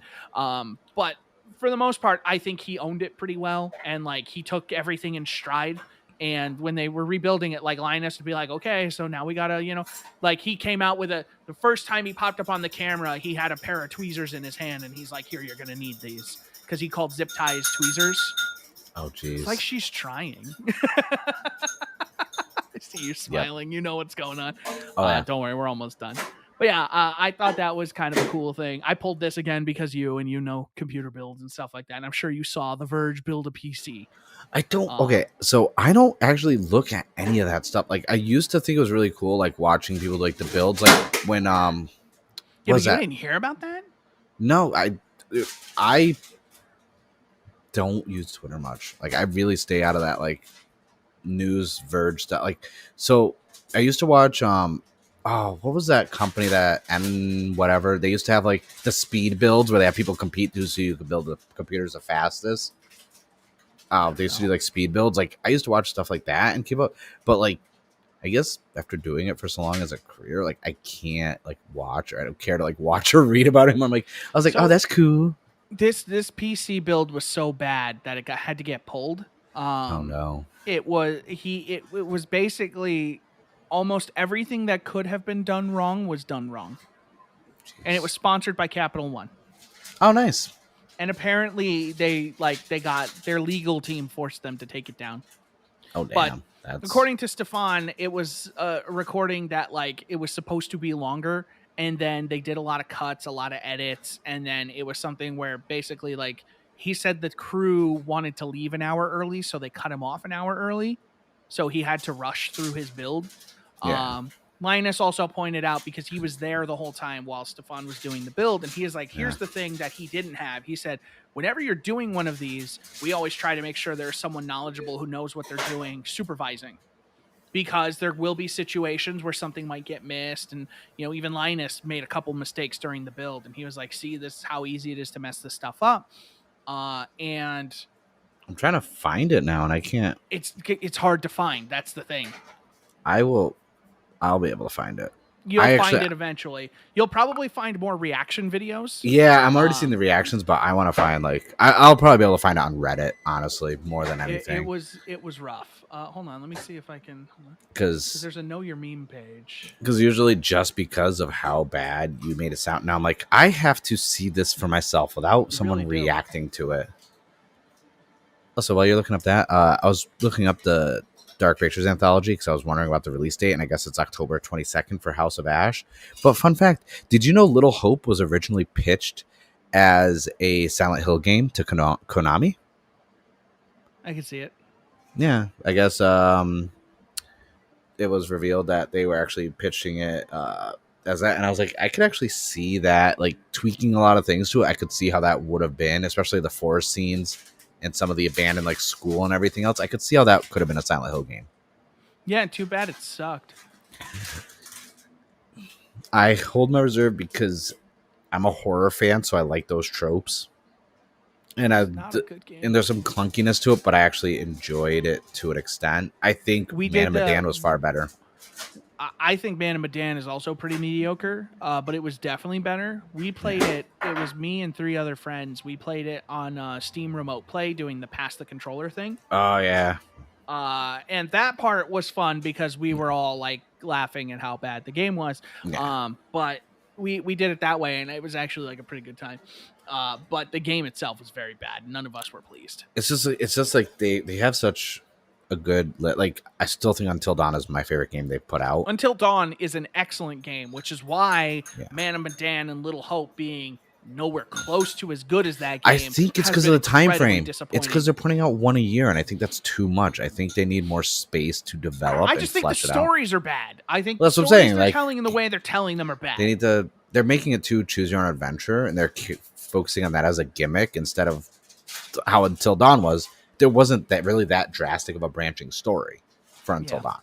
But also, I mean, I still want to play the Impatient. I don't know if you ever played when they were doing those weird party games on the PS4, like Oh, I know what you're talking the hidden about agenda with game the they put phone out app was good. thing. Yeah, I really like the hidden agenda game. That was actually good. That actually won 4 awards.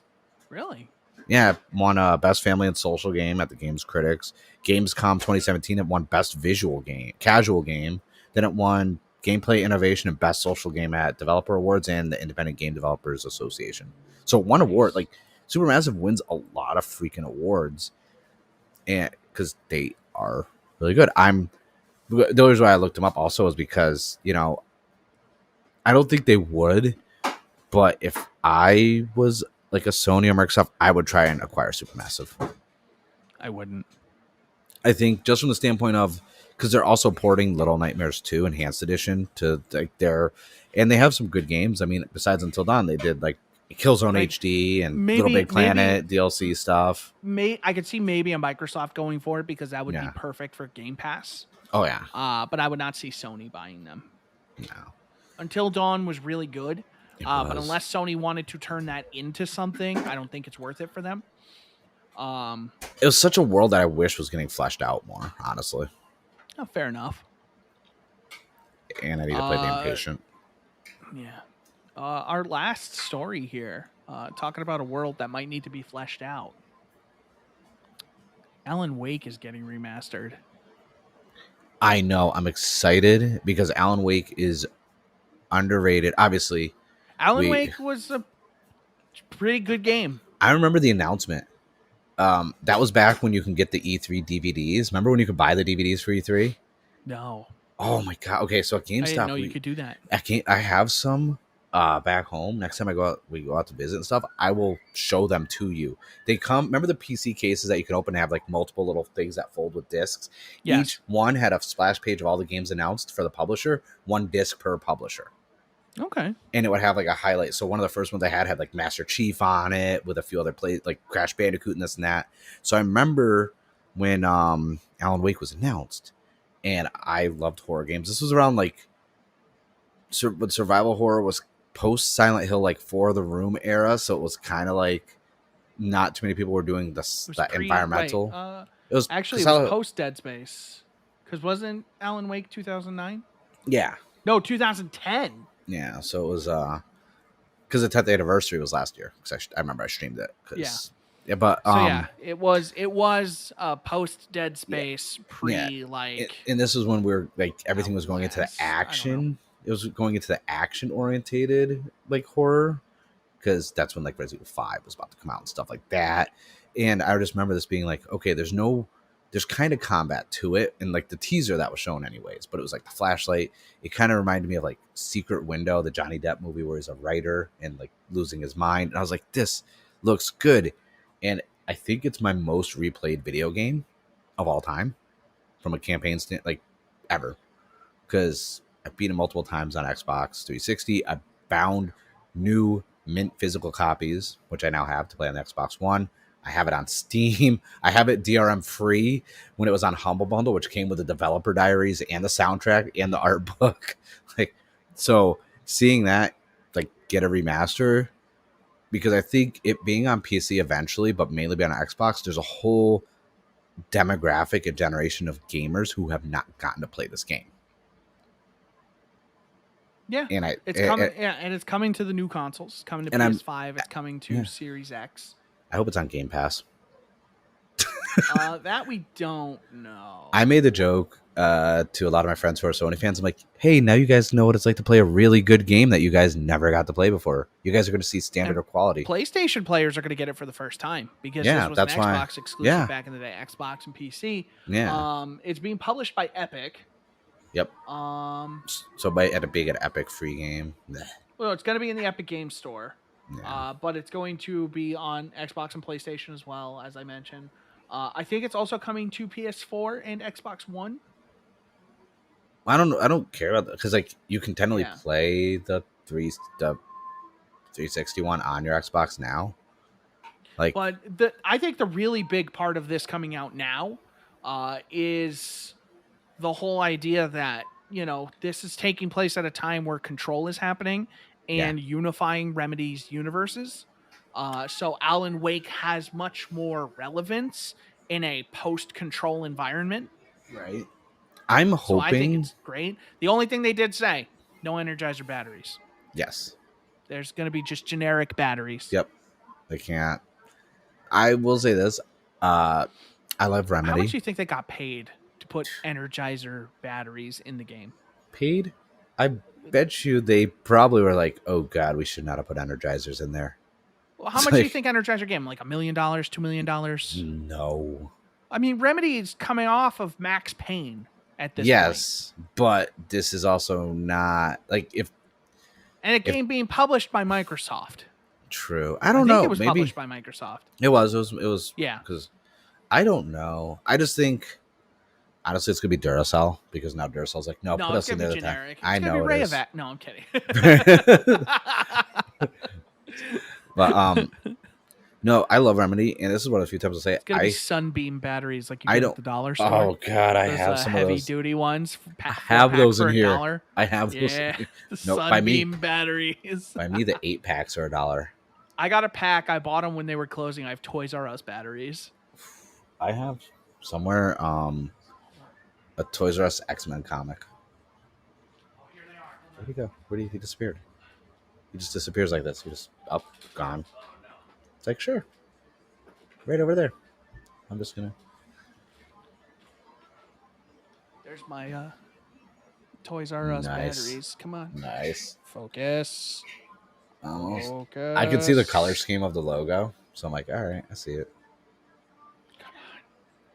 But yeah, with Remedy, it's one of the things where I'm like, I hope no studio takes a bid on buying Remedy because I like Remedy just doing their own thing right now.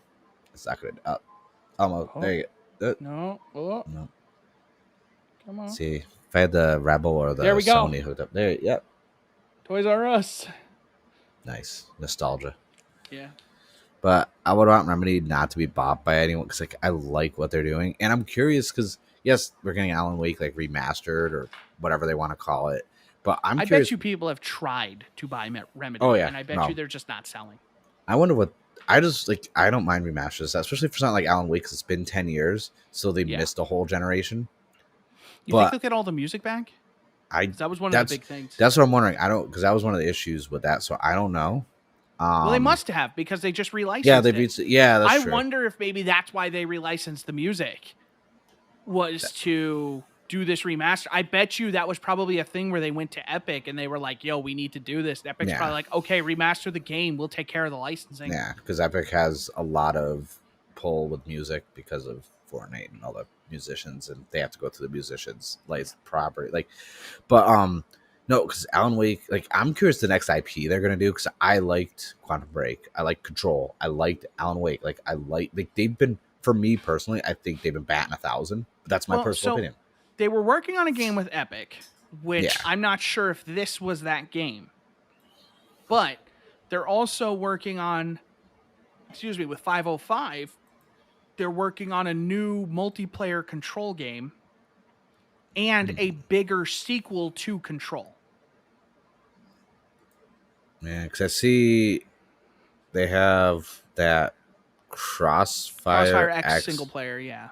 And then they have Crossfire HT. They do have a Control sequel with 505. Yeah, they said specifically it's going to be a bigger sequel. It's going to be bigger than the original game. And they also have another game called Condor they're doing with 505 that is a Microsoft exclusive.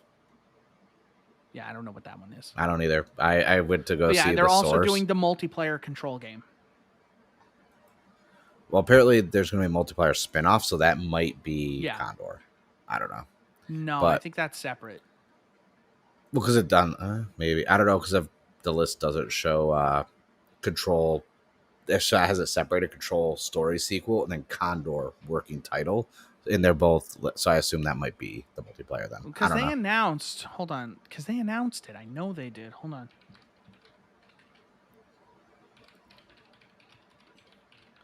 Oh yeah, no. Crossfire looks good. I don't know, but I want a multiplayer spin-off. I kind of want the psychological, like Alan Wake style game. Like Control was good. Oh, you're right. It is Condor. Yeah. Yeah, it's a PvE co-op game. Nah. set in the world of Control. The fuck was that? That was me Heard eating a something cookie. fall. I don't know what it was. I was me eating a cookie. No, I like that Control is kind of being expanded about on. it being an Xbox exclusive though. Oh, and I'll give you the link after. I already closed out of my windows. But yeah, it said that was right now it's only being developed and announced as a Microsoft and Windows PC game. But no, I kind of like that Control has become like this expanded universe for them, and I really like. But I hope Alan Wake Remastered does so well that they revisit that style of game, because there's nothing wrong with Control. I love Control, but like I want more of an Alan Wake style game, because there's not a lot of games like that that are being made. So other than Alan Wake, the other game that I played that's even remotely similar is the Alone in the Dark game that came out on PS3 and Xbox 360. I think it was like Alone in the Dark Inferno or something like that. Other than that, I have not. Right. Other than that, I have not played any other games similar to Alan Wake of that pacing. Like I played scarier versions than that, and I played dumbed down versions. I bet you Alan Wake does a lot better now than it did when it first came out. Oh, I remember. I think Remedy's in a better place now than they were coming off of Control. Yeah.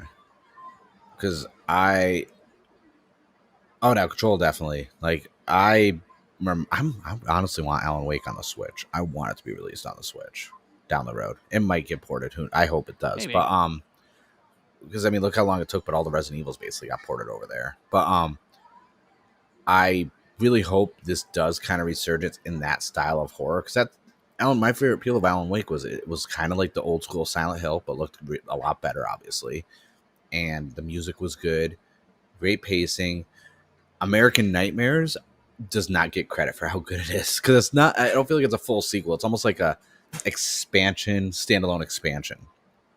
Did they say if that's going to be included, or is it just base Alan Wake? I didn't actually see that, because that's going to be a maker. Well, it's not going to be a make or break. I'm going to buy it on every platform. I don't care.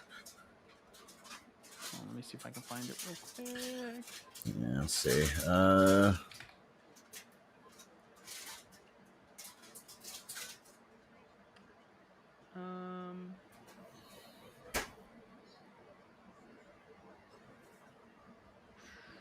This Kotaku article doesn't say. Yeah, I'm sure once it gets closer to it, because like obviously it'll just be focusing. Oh yeah, no. Alan Wake Remastered featuring the full game and both DLCs published by Epic Game It's planning. Yeah, so it's gonna have both. It's gonna have all the DLC, which is nice because I forgot that there's more than one DLC. I like that. Yeah, this Polygon article says it right there. 4K release includes 2 expansions and director's commentary. Yeah. Cool. Because I liked the so it's the DLC. So American Nightmare is not included then, because American Nightmare is not DLC. That's a standalone. I mean, it could be. Yeah. Hold on. That's why I'm looking specifically for them to say American Nightmare.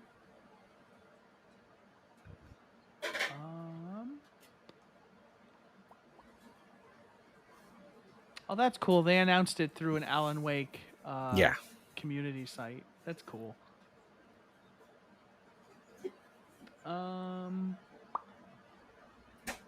Yeah, none of them explicitly say American Nightmare. Yeah, no, it's just the 2 DLCs that were part of the regular base game.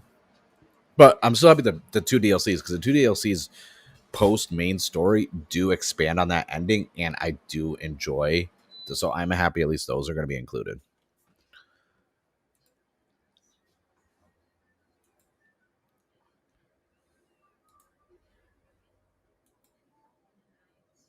Yeah, so it's going to launch this fall. They said stay tuned for more information soon.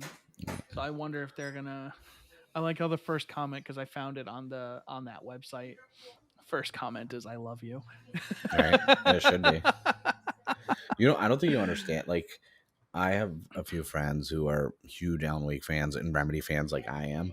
And we have been like, there's been times like I'll go guest on a few other podcasts, a few of my other friends' show, and like constantly somehow we always full circle find a way to talk about Alan Wake or Stone Cold Steve Austin. Ross with Halo. Yeah, or find a way to talk about Stone Cold Steve Austin or Batman. Those three somehow.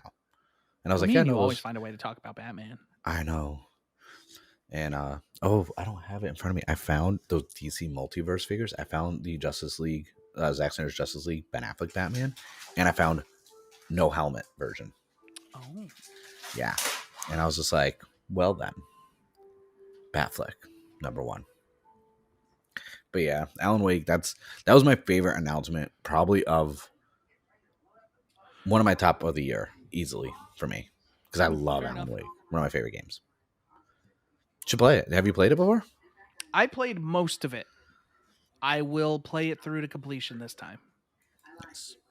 I think it's still on Steam, right? I think I own it. Because I have it on Steam. Because I have it on Steam, I'm but I also have, almost positive. Hold on. because I also have from I because own when it. I yeah because when I got it on Humble Bundle, there was no Steam code. I had to actually like download it, and I was like, okay, Yeah, I yeah, own the yeah, Steam because I have it version. on Steam. And I own American Nightmare. Yeah, it was bundled. They had it as like a, I'm installing it again. I have the DRM, but I'm like, if I can install, ooh, this thing's 22 gigs. Yeah, it's meaty. It is meaty. Gotta install all that music. Yeah, it does. Oh, American Nightmare's 2 gigs. I was like, I can't do 22 gig games, not back to back. I was like, I mean, I got a solid state in here, but I'm not trying to. All right, but yeah, I think that'll do it. That was everything I pulled.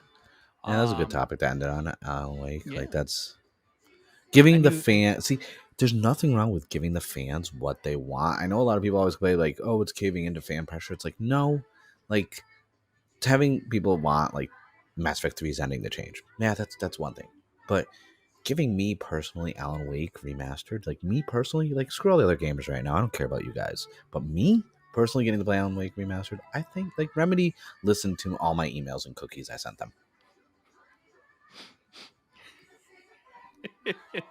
Just saying, like this is probably like outside of Dead Space being announced, this is a No, close Dead second Space was all me. because that's a close I did second that. for like for like I happiest willed announcements I've that had. into existence. Oh, I know you did. I like First, I've I been got a thinking new about Metroid. Then I got a new Advance Wars. Then I got a new Dead right. Space. I'm just waiting on Mega Man Legends.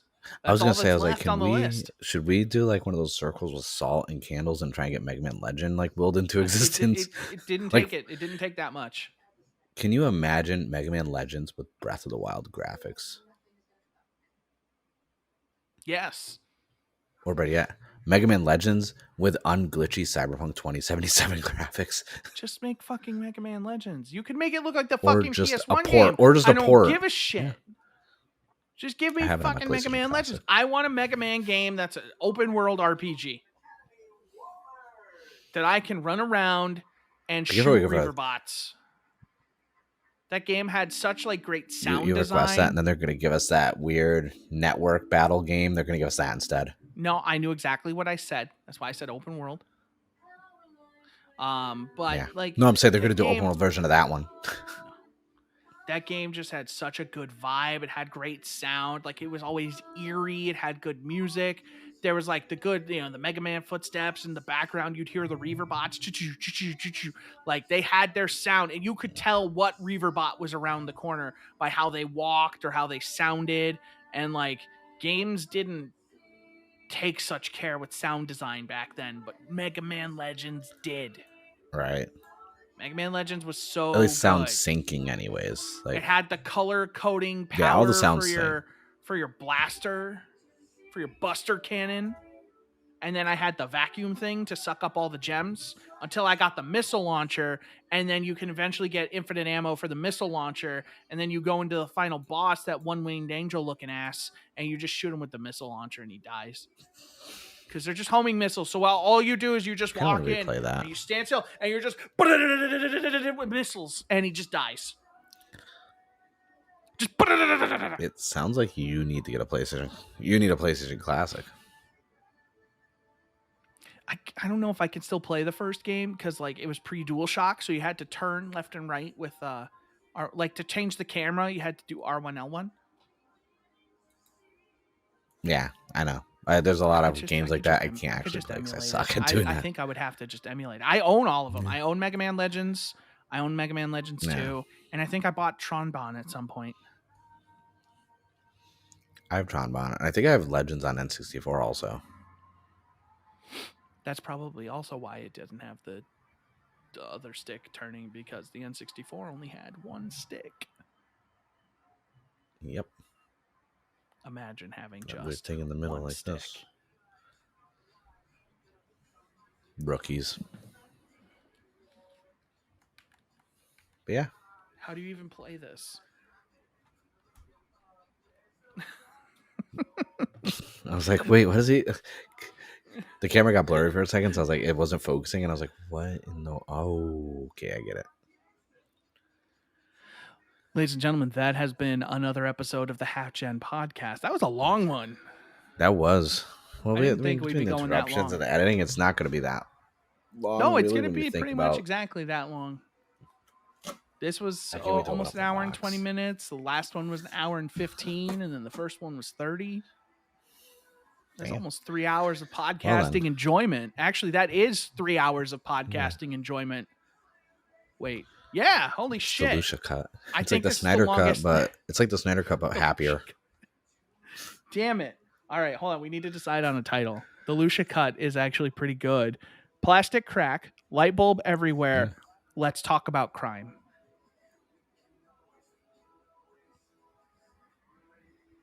I don't know, I'm going to let you decide. You have creative control. Or the Lucia cut. I like I feel like that's not going to do. That's actually pretty funny. It's like, just because from the length of it, I was like, yeah, that's hilarious. The Lucia cut? I guess we could do that. You better tweet about it. I know. Blast your I fans. tweeted last time. I know. I'm going to use Twitter. I tweet like twice a day. Maybe. Okay, where you do it. Just let me know when it goes live. Going live tomorrow. All right, I gotta edit this. All right, thanks you. Thanks Yeah, you. you do. Thank you, everybody, for listening. Remember, HalfGen Book Club at the end of this month, Sunday, the 26th of September. We will be talking about Halo Silentium, the last book of the Forerunner trilogy of books by Greg Bear. Please read it. And we will be talking about that, Ross and I, on Sunday, the 26th. It will be available to listen in podcast form Monday, the 27th, and it will be in video form Tuesday, the 28th. Mark, anything you want to throw out there before we go? I plugged on myself earlier, but Mark, I have a podcast, ANerdNamedMark That was 3 podcast. hours You just ago. search for that anywhere, and yeah, it was. Seems like ages. But yeah, no, you just search ANerdNamedMark, and my stuff pops up. Fair enough. Thank you, everybody, for listening. Have a wonderful Thanks, everyone. week, day, evening. I don't care. Have a good one of it. Bye-bye. Enjoy the PlayStation Games Showcase.